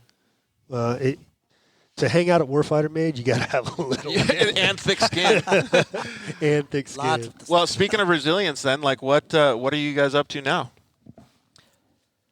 I'm up to riding. Yeah. That's what I'm up to now. As much as I can, get out. Any kind of racing. 450X. That was given to me 3 weeks ago. December 7th. Yeah. Sweet. Yeah. So I've been riding that as much as possible. The first day. Those things are killer, man. I took it out from the house because I live in Hesperia, so I make a right out of my house. I'm in the desert. Yeah. But the dirt life! Yeah, but you got a school across the street here and a school here. I was hauling down, my leg fell off. Oh, shit. It fell off into the street. And I'm like, shit. So I turned around. Bike has a kickstand, so I put the kickstand down, hopped around, got it, shoved it back on. Went out again. It fell off again. So I just threw it by a big Joshua tree out there and went riding. Come back. Put it back on the stand, hopped and got it, and put it around my neck because it wouldn't go on. And there was a kid that was stuck in his car. I yelled, "Hey, I'll be back. I'm just right here. I'll go get my truck." But it freaked him out, kind of. He's like, "What was that?" Leave your leg back there? I said, "My leg. I couldn't put it on, so I put it around here, and I was trying to steer." Oh, shit. And school was getting out. Oh, I look. Yeah, probably a parent's nightmare to me coming down the road. But, and another rad story, and this story is actually probably one of my favorite stories because, we're all dog people up here. Mitch actually has a amputee dog by the name of Peg Nasty. Yep, Peg Nasty. And but P&R Motorsports. But Peg Nasty Racing. Yeah, and but so we gifted this motorcycle to him, and he took it out riding, and Yep, took it out riding, same spot. Again, dumped my leg. I only bring my leg with me until I get it really stitched on there, just in case I do crash and I have to walk somewhere. I'm good to go. So We got to get you like some overalls for that leg, dude. Oh no, I got some straps though. Yeah, I was gonna Strap it say. back up on there. But I was riding around the same area. Let's get a big ass hose clamp or some duct tape. Yeah, this dog was tied to a tree. That big huge josh tree. There was a dog in there. I'm like, what the fuck's this guy doing? So I look at her, and it was a little girl, and she's funny as hell. She's brindle, and this wiry hair up on her head. I thought it looked like one of those Chinese ugly dogs, like ugliest dog. Yeah. Yeah, she looked like kind of like that, but she wasn't. So I got her cold. It was wet. Looked for anybody around. There wasn't. So I put her right on the seat and hauled ass home. Put her in the house. Took her to the vet. Everything checked out. No chip. And now she's my dog. Dude, sweet. Yep, she's. That's like what you were talking about, like meant to be. Yep, she's crazy. without a doubt, Hank the Tank. Hank the Tank. No, Frank the Tank. Frank. That's Frank. crazy. And she's a girl. She loves the name Frank. But to me, being a dog person, and it was meant to be. Helping Mitch, and it was actually Yeah, but there was a lot that had to come together for that situation. But think about this: there was a friend of Mitch's that reached out to us and said, "Hey, I got a buddy. He's a single leg amputee. Yeah, he's not in the best place. He, used to be into bikes. He had to sell all of his bikes because of divorce or whatever the case may be. I'm not asking for anything, but if you know anybody that has a motorcycle, they want to get rid of it, whatever. Mitch is a perfect candidate." Well, as soon as he said that, I look over and we got this dirt bike that our board member gave to us. I was just like, this is a no-brainer. Let's do it. Dude, sweet. So we give this motorcycle to Mitch, and Mitch goes out there and saves the life of a dog that was tied to a tree in the middle of nowhere, left to die. And he finds it. Scooped her right up. He finds her, names her Frank the Tank. You got a twisted sense of humor, bro. And so to me, I mean, that's just that's an amazing story, and I love it. Well, and to go above and beyond that, you like riding motorcycles. You're gonna have to come with us cross country. Definitely. Yeah, that's gonna be fun. So start training. I'm gonna start getting ready to go September. Cool. And part of Warfighter Made deal is we're gonna help. We'll help you with that. Cover the expenses and stuff for that. I'm down for anything. Yeah. Wherever. Go ride. Matter of fact, it just so happened that... Dude, we got to figure out this leg situation. I don't want him to lose his leg in Oregon and then end up in South Carolina and be like, oh, well, left it back there. I was having so much fun. I forgot I didn't even have it there. I can strap it to the back and good to go. Actually, you need to affix it to his helmet. I was gonna say, we gotta have the shark leg.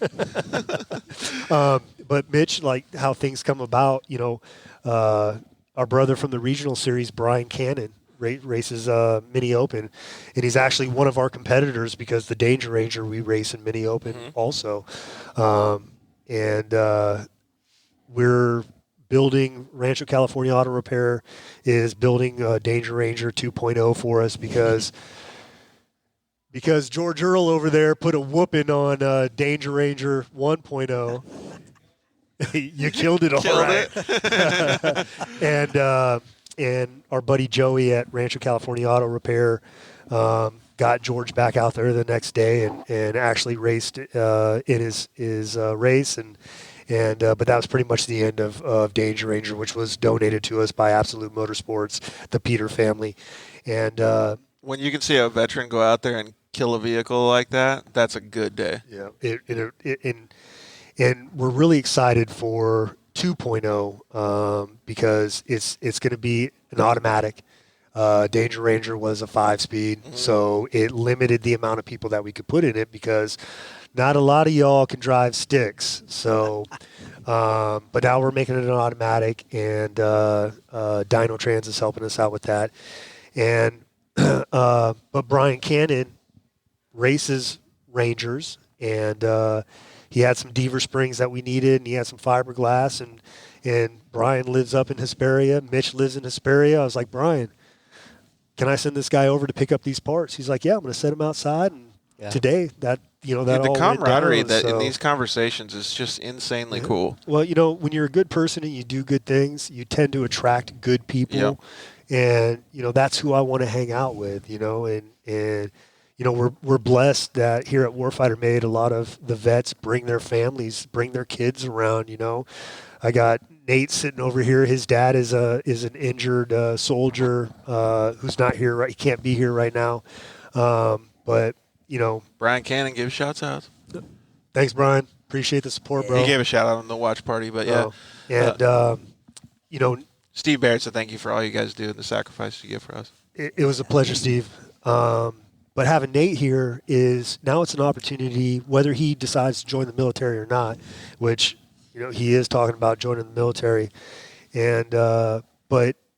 Now we get to, he grows up seeing what brotherhood and is all about. Family and camaraderie and how you can just absolutely destroy somebody by busting their balls, but then turn around and give just them a hug, yeah. show them the absolute love. Yep. I mean, and that's one thing I was going to wait till the end of the show to talk about it, but like the last couple of days, just me being here, just in your guys' presence and around, I wasn't here all day, but just the few hours that I was here for the last 2 days has like given me a whole new perspective, not just on the things that you guys do, but it's been significant enough for me to understand how to better the things that I'm dealing with right now. Yeah.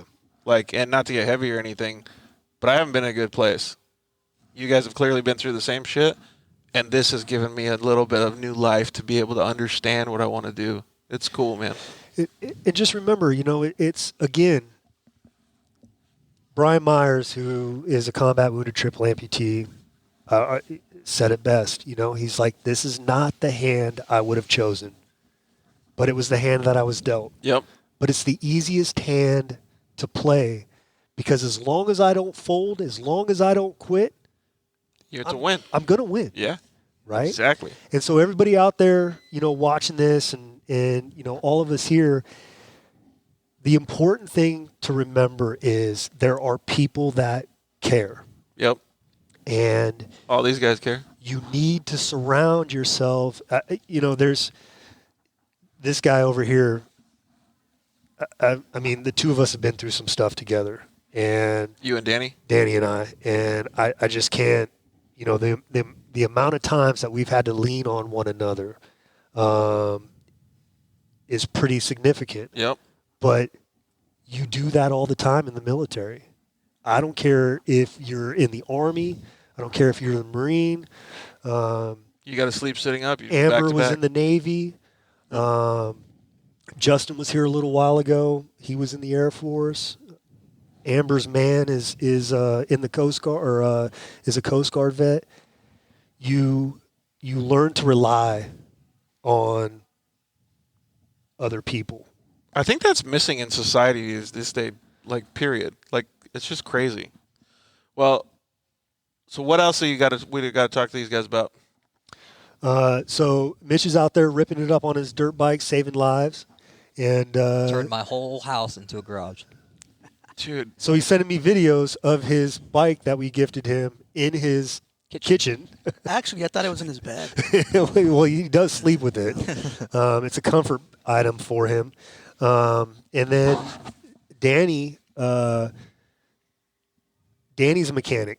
And what Danny doesn't know how to do, Danny's not afraid to try. Yeah, and figure it out. Thank God for YouTube, because we were having some axle seal issues with the 5 ton of fun out there, the TRV, and I was just like, oh my God, how are we gonna do that? And Danny was just like, fuck it, I'm gonna go on YouTube and see you figured what's it out up. on YouTube for a 5 ton of fun? Yeah. You know what? It took me a while, but I can imagine the searches. After 2 tries, as a matter of fact, the first time, I replaced the steel because it was leaking, right? And I did it.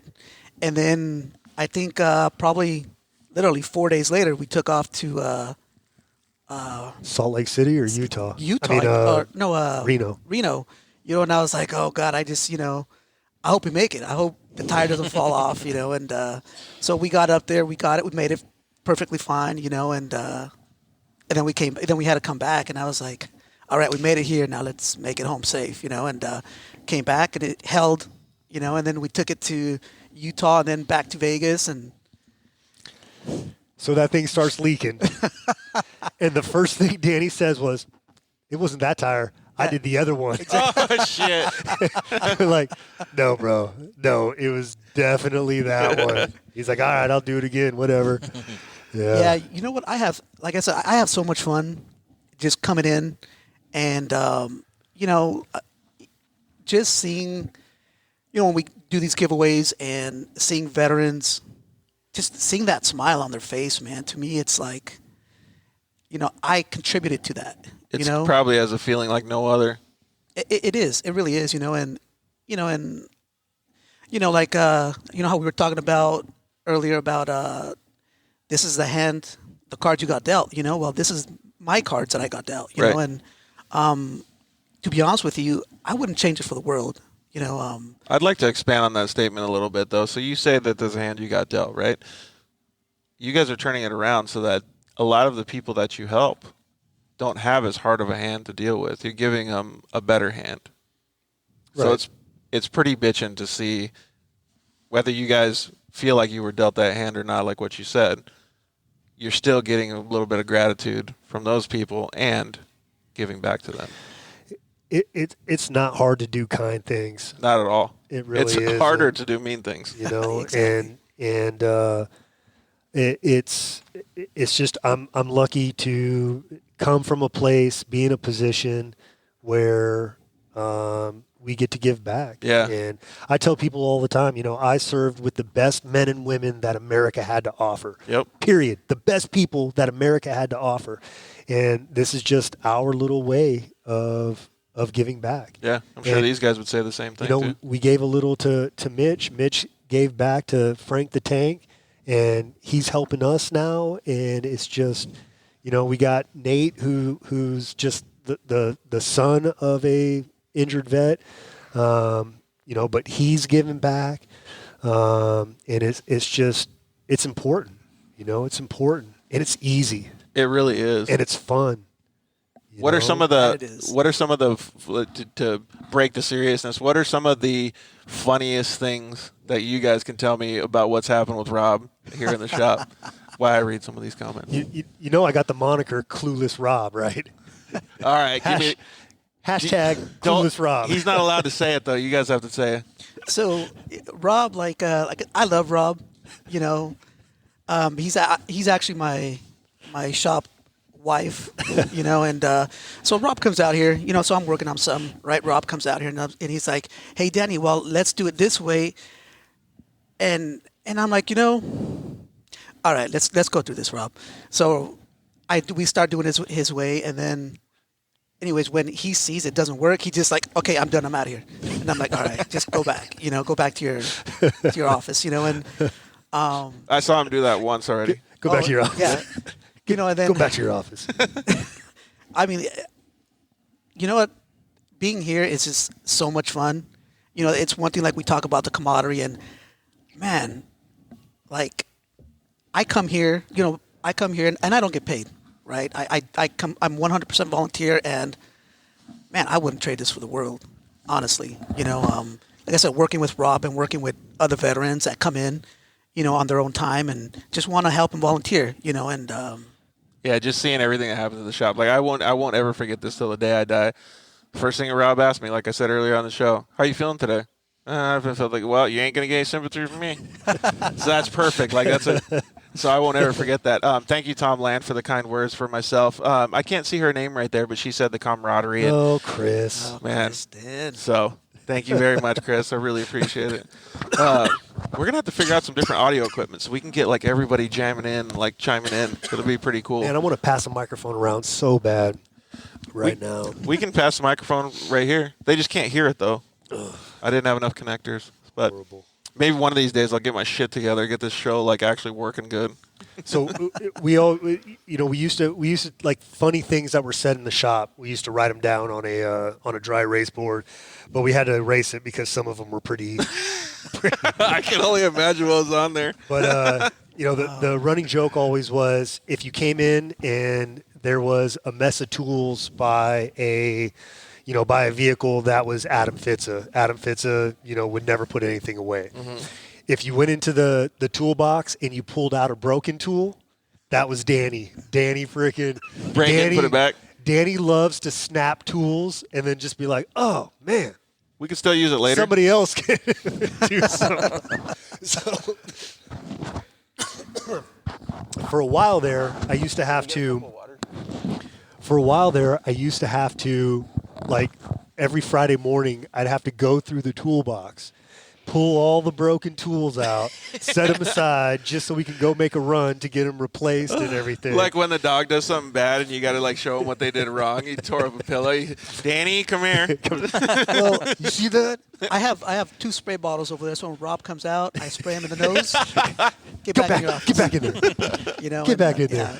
Like I said, so much fun, man. It's awesome. There's a couple times I walk out and I'll start messing with something and immediately it goes sideways. It goes completely wrong. Yeah. And I'll throw the tools down and I'll be like, "Thanks, bud. Why the hell did you guys let me come out here?"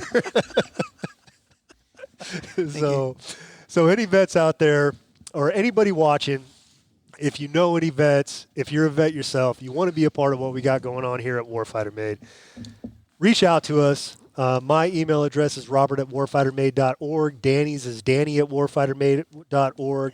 You can hit us up at info@warfightermade.org. Even if you're not in the area, if you're in Arizona, whatever state you're in, we can probably find a nonprofit that's in your area that deals with vets to, get you, hook you up with somebody just to kind of have the fun that we have here. Yeah. So, reach out to us. I think that's one of the best things. Obviously, all these razors are cool, off-road vehicles, all the therapy and stuff. I would suggest everybody come out to those events because they're super, super cool. And I've seen some of the stuff that you guys have been doing, but the camaraderie portion of it, I think that's like not just the gateway, but I think that's the real heart of everything that happens. That's why I keep saying it. The Polaris razors, they're a hook. They're a hook to get the veterans to come to us. Yep.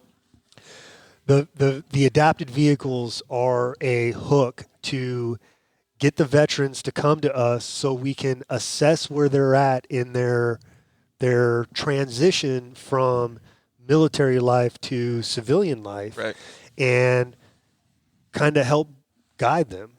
Like I said, our man Ben Failer is a whiz when it comes to the VA. Probably one of the hardest things that most vets complain about is navigating the VA, whether it's getting their disability ratings, getting their post 9/11 GI Bill, getting voc rehab, and Ben has really made it his mission to navigate those waters and then help others. So if anybody has any VA related issues that they need help with, hit up Ben at warfightermade.org. And you can always hit up his social media channel too, SoCal Grumpers. I'm finding a common theme here. If you need any help, hit somebody up. It's definitely out there. You don't have to do it on your own. Yep. You don't have to do it on your own. Dude, we've talked many a times, man. You've helped me a ton of times. And that's really what it's about. And, if you're not a veteran and you know a veteran that's struggling, the easiest thing to do is just say, "Hey, what's up? What's going on?" Yep. Talk to me and listen. And a lot of times it doesn't require any like, "Oh, well, I think you should do." No. Just listen. Yeah. Because sometimes just or, "Hey, getting, bro, you want to go get tacos?" Even better, listening over tacos is, because if they just start whining, then you can just drown them out with the crunch of the taco. Or give them like some really hot salsa. but the reality or the truth is sometimes we just need somebody to talk to that I don't need you to fix anything. I don't need you to give me any recommendations. I just need somebody to listen. Yep. And maybe even drop a little sympathy in there every once in a while, just to make me feel like, somebody cares. Yeah, 100%. And that's really the easiest thing to do. Mitch, real quick, when you're walking around with shorts on and people are checking out your leg, how would you prefer somebody to walk up to you? You already know kids just come up and they have zero filter, right? Yep.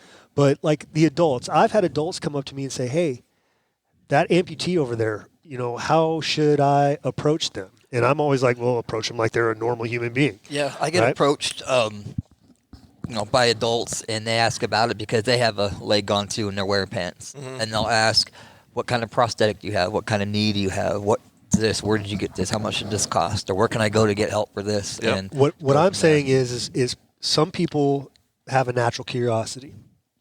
And how do you prefer, no one wants to be stared at. Yeah. Right? So instead of them staring at you, what would you say to somebody that maybe are one of those creepy starers and want to ask but don't know how to ask? Just come up like you're going to ask a normal question. Yeah, one of the best things that I ever got was I was sitting at a gas pump and I didn't the person could see me from afar, like I was limping around and stuff like that. He just goes, "Fuck yeah, you rule." That was it. And I was like, shit. That changed my whole attitude. Hell yeah. I was like, this is sweet. Didn't give a shit about asking questions, nothing. Direct to the point. That was it. I like walking in stores or somewhere and the little kids are looking at you. Yeah. And they're looking, they run into their mom's ass or they run into a pole and you can hear the head bonk like boom. Yeah. But they're still looking. It doesn't faze them. And then the mom's like, "Oh, I'm sorry." I said, "No, it's fine." Yeah. Just tell them, "Hey, eat your vegetables because this is what happens when you don't." I've heard so many awesome stories of or I've been in the presence of, little kids walking up to guys and just being like, "What happened?" And the guy be like, "This is what happens when you don't listen to your parents," The kid's going tortured now. Or one of the amputees had a Great Dane as a service dog, and the kid would walk up and be like, "Can I pet him?" And he'd be like, "No, see what happened to me." And the kid's like, "Oh God." So, yeah. Right on.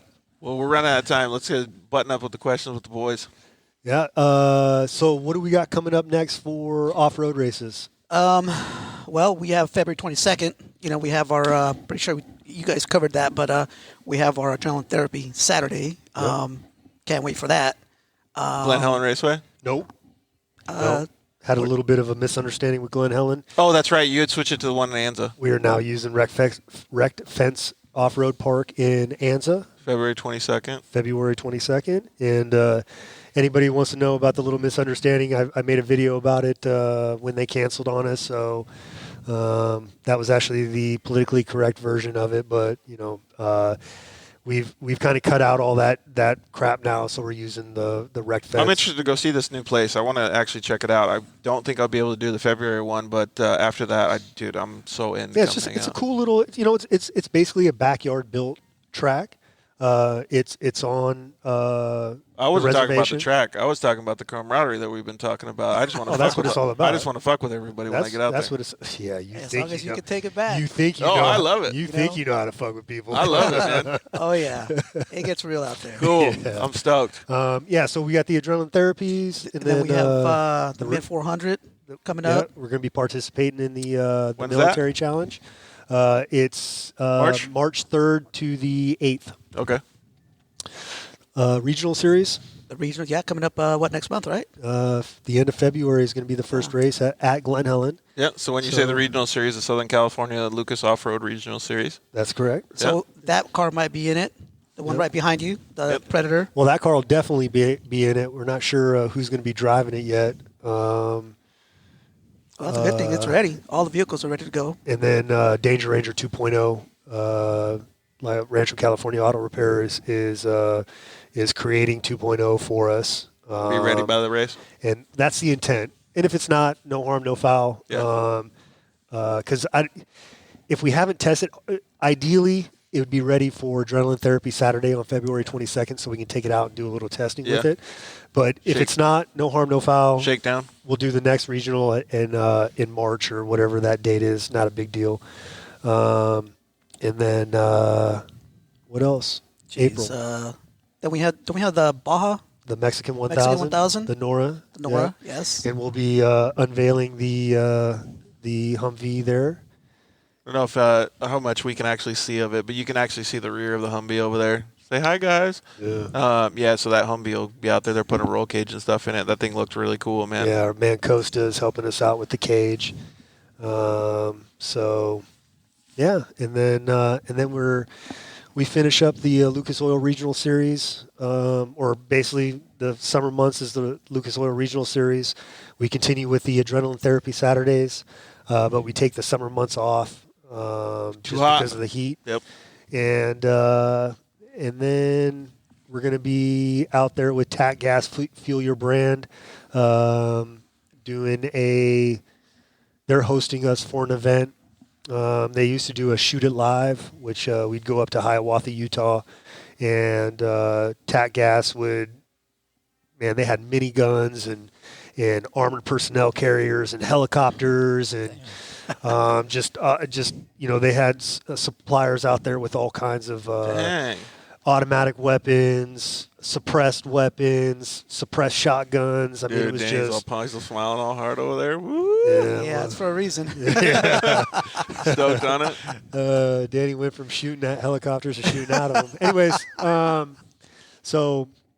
but this year they want to do something a little bit different. They're hosting us. We're going to do a Lake Powell trip with houseboats and stuff like that. So that'll be fun. Yeah. One thing that I remember about Lake Powell is they have tour boats and they make huge wakes. Like you can just get nasty off them on some, like wakeboards and stuff like that. Yeah. My dad took me on the little hot dog or the wiener, whatever it was. I think I might have blew out my appendix on that because he launched me so hard. You lost a pancreas on that one? Yeah, something. So talk about having to have thick skin. My dad didn't give a shit. Yeah. No, I love your dad. He wanted to send me as high in the air as he could possibly see me go. Yeah. Yeah, I thought that we were going to lose some our appendix and stuff and our kidneys on the Class 11 that we were on. Oh, Danny and I got the opportunity. Suspension gnarly? Well, it was gnarly. We got to race a Class 11, which for those that don't know, it's basically a stock VW Bug. It is absolutely the people's vehicle, dude. It was the raddest thing. We raced it at the Nora 1000, and Danny and I got to drive a section of it. And what you realize is, in a Class 11, your speed is relative to the amount of suspension that you had. Yeah. So if you were... Otherwise, you're going to die. You're going to die. Oh, yeah. And it was actually George who told me, he's like, listen, George Earl, he's like, listen, if you're hitting stuff and it's hurting you, you're killing the vehicle. So just back off and, you don't hurt yourself, you'll be okay. And so we went out there and, man, we had the time of our lives. I mean, because you're in a stock Beetle, the locals love you. Oh, yeah, absolutely. You can have a $800,000 trophy truck drive by, and they're like, yeah, whatever. And all of a sudden, you come by at 30 miles an hour, and they are out of their seats, and they are just losing it. And, it's a pretty good feeling, too. Would you ever consider doing something like that? You like the dirt bikes, yeah? Oh, I'll do whatever. Yeah, Mitch is down. We're talking about putting Mitch in this thing, but I'm a little worried that he's going to kill it. Yeah. So a funny story real quick about legs coming off. Cody Elliott, combat wounded amputee. First of all, you got to give a little bit of laugh just to the conversation. What? Just about legs coming off. Wait, well, so Cody is racing the Predator Desert Buggy in the Lucas Oil Regional Series. And he's killing it, but all of a sudden he slows down in the middle of the track. And I think I remember this. I'm like, oh my God, he blew a belt, right? Yeah. And yeah, and he got going again. And then all of a sudden he got going Yeah. again, and I'm yelling at the spotter. I'm like, little Tristan, little hands, little hands. I'm yelling at Tristan. I'm like, what's going on? What's going on? He's like, hold on, holding these little tiny like, hold on. Right? And finally, Cody wins his race and comes back in. And I'm like, bro, what happened? And he's like, man, my leg broke suction. So I'm trying to push it into the firewall, and I'm pulling on the steering wheel, trying to get it, and the steering wheel pulled off in my hand. Oh, dang. So now I'm trying to stab the steering wheel back on, and finally I got it to a point where I could pull over, reset the steering wheel, and continue on. My point is that none of these stories are normal. No, but this is his normal. No, it's fucking awesome, dude. I think Cody Elliott was the first single leg. I think, was he not? Or for what? To be in the short course? Hell no. No, hell no. We who else do we have out there? We've had a lot. Jesse Williamson went out there before him. That's right. He was the first double leg amputee in a manual transmission. Oh yeah, he killed it. He killed it too. That's bitching. Yeah, no, but we've had a couple people out there, and then all the people that support us with giving rides to vets and stuff like that. It's just it's awesome. So, but you guys want to say anything else before we thank your sponsors, thank our sponsors, and yeah, just thank everybody for tuning in. Thanks for everybody that. Oh, look at James! Kudos to all you guys. Cheers. Thanks, brother. Yeah, it's thanks to everybody who tuned in. Thanks for everyone that came out here. Thanks for everybody who's going to tune in as well on the podcast. Yeah, on the archive feeds, iTunes, and everything. Thank you guys. And like we were talking about a little while ago, it's not hard to be kind. Yep. And I don't treat people how I want to be treated. I'm nice to everybody, period. Yep. It makes no difference. How you respond back to me is what then what you're going to get in return. Do unto others as they want done to you. And as you want done to you. Check Warfighter Made out at warfightermade.org. If you are a veteran, you heard us talking about Adrenaline Therapy Saturday, ATS. Yep. Our man Greg Smith, who's a Marine vet, has done a killer job with our website. And when you click on to warfightermade.org, the homepage, right there, it'll say events. Click on that. You'll find ATS, and you'll find the year that we're in, 20, and the number of the events that we're doing. So the February 22nd will be our first one. So it'll be 20-1. And click into it, read everything, sign the waiver, and or register, sign the waiver, and join us at Adrenaline Therapy. And then hit Warfighter Made up on all of our social medias. Yeah, you guys are active on social media too. That's really cool. Warfightermade.org at Warfighter Made on Instagram and Facebook. Yep. And if you guys don't want to remember it, you can look at all of our social media, the Dirt Life Show, and we're on Twitter too, but it's dead. I don't even know why Twitter exists. I know why it exists, so celebrities have a place to voice their opinions. Or Donald Trump. Like we care. Who? So. Oh no, just joking. There's a few people that you wanted to thank too. For us, it's just thanks for everyone that is supporting. I threw out a lot of people that have supported Warfighter Made. Our big partners, as always, is Polaris Razor, BFG, Lucas Oil, Four Wheel Parts. By supporting those companies, it gives them the opportunity to help out more organizations. And we're not just talking about Warfighter Made or veteran organizations. There's a lot of companies out there that are helping children, animals, so on and so forth. So we got to give a lot of love to Kicker, PRP Seats, Method Race Wheels, Wire Care. A lot of people probably haven't heard of Wire Care, but if you need anything for wire management in your vehicle, in your home audio system, whatever, check them out, wirecare.com. They've got amazing everything. We We got to get you a Converse sponsorship too. Or Vans. Yeah, one of the two. I tell you what I don't wear is I don't wear Nike. My wife won't let me bring it into the house anymore. No? I don't even care. I really don't even care, but Halima's just like, hell no. I'm like, all right, baby, I'm not going to cross you. You already punched me twice today. I'm not going to get hit third time. I've learned my lesson. So. Thank you guys very much for inviting us into the studio and having us, Rob. I really appreciate it. Thank you. Oh, thank you for coming out, man. Really appreciate it. Yeah, it means a lot to me to be able to be part of your guys' crew, so I appreciate that very much. And thanks for coming all the way to Arizona for the show, too. No, dude, that was important to me, to be like that. The thing that we didn't get to do, we didn't get to see the cave, though. I still haven't got to see it. Okay, Mike? The Colossal Cave in Arizona? Oh, well, that's your fault. That's you not knowing the schedules of the place that's like 40 minutes from your house. 30 like minutes. 4 minutes, but yeah. Yeah, whatever. That's even worse. I've been blown up a bunch of times. It's not my fault. All right. Anything else you guys want to add? Baja Designs, Motorwear International, Proline Wraps, Rugged Radios, Fuel Safe, Fox.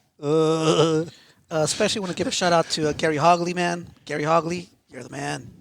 Thank you, Gary. We really appreciate it. And Gary. thank you so much, everybody, for chiming in. We want to thank all of our sponsors on the show, too. Guys at Shock Therapy, thank you guys very much for supporting us. Since day one, Justin has been a really, really good advocate for us.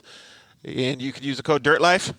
Go save some sweet cash on all their products. You can save some sweet cash on their ride improvement system. Just give them a call and mention Dirt Life. Thank you very much for the Zollinger Racing products. Those guys, I still can't say enough about their products, man. All billet machined, just insane. ZollingerRacingProducts.com. Dirt Life Show, or excuse me, the Dirt Life is the code that you guys can use. Thank you very much, Rigid Industries. Love those guys. Love you, Brett. And thank you very much, Solder Weld. Lance is going to be on a show February 10th, I think. He's going to come to Tucson and hang out with us. Anything else before we wind down the show? Again, if you're a veteran, hit us up or find a veteran organization in your area and give them a love and get some love back. And, real talk, if you're a veteran in need, if you're a veteran in crisis, you got to reach out to somebody. Do not go through this alone. And you see it all the time. And those that are still around persevering are here because we have reached out to people. So there ain't no shame in it. Make sure you do it. Thanks to everybody that showed up in the shop. Yep. Much love to George Earl, our combat wounded Vietnam vet and off-road racer. Much love to Mitch. Amber is going to be my co-driver. My brothers at Lima Charlie Halmi sitting back there, the two Tongans. Man, I can't believe they even let you guys in the military. You guys always shaving your teeth down, eating fish heads. It's terrible. It was pretty cool to see everybody show up for the show, man. Yeah. And thanks to everybody that came out, Craig Scanlon, Joey D, Baby C, everyone who commented. You guys supporting stuff like this is what keeps everything going. So thank you guys very much. And thank you, Georgie. Supporting this little janky show. Everybody's making it happen for us. For having this little janky show. And much love to your dad for, being in your corner all the time. Fat Lopez for always being around. His nickname is Princess. Thank you very much. Oh, well, I just changed it to Fat Princess. He's going on a diet. Yeah. Hey, talk to him. Send him a message on social media. He'll love that. Brian, you look like you're 10 months pregnant. Anyways, yeah. Thank you, guys. All right. Thank you guys very much. We really appreciate everybody. Thank you so, so much. Please join our social media. Join Rob's social media. Go and see all these guys. Anybody that was on the show tonight, if you want to reach out to Rob, get more information about them, if you want to talk to them directly, stay safe out there. Don't lose your leg when you're riding dirt bikes. Keep it on. Thank you guys so much. We love you. Good night. Thanks for listening to The Dirt Life Show.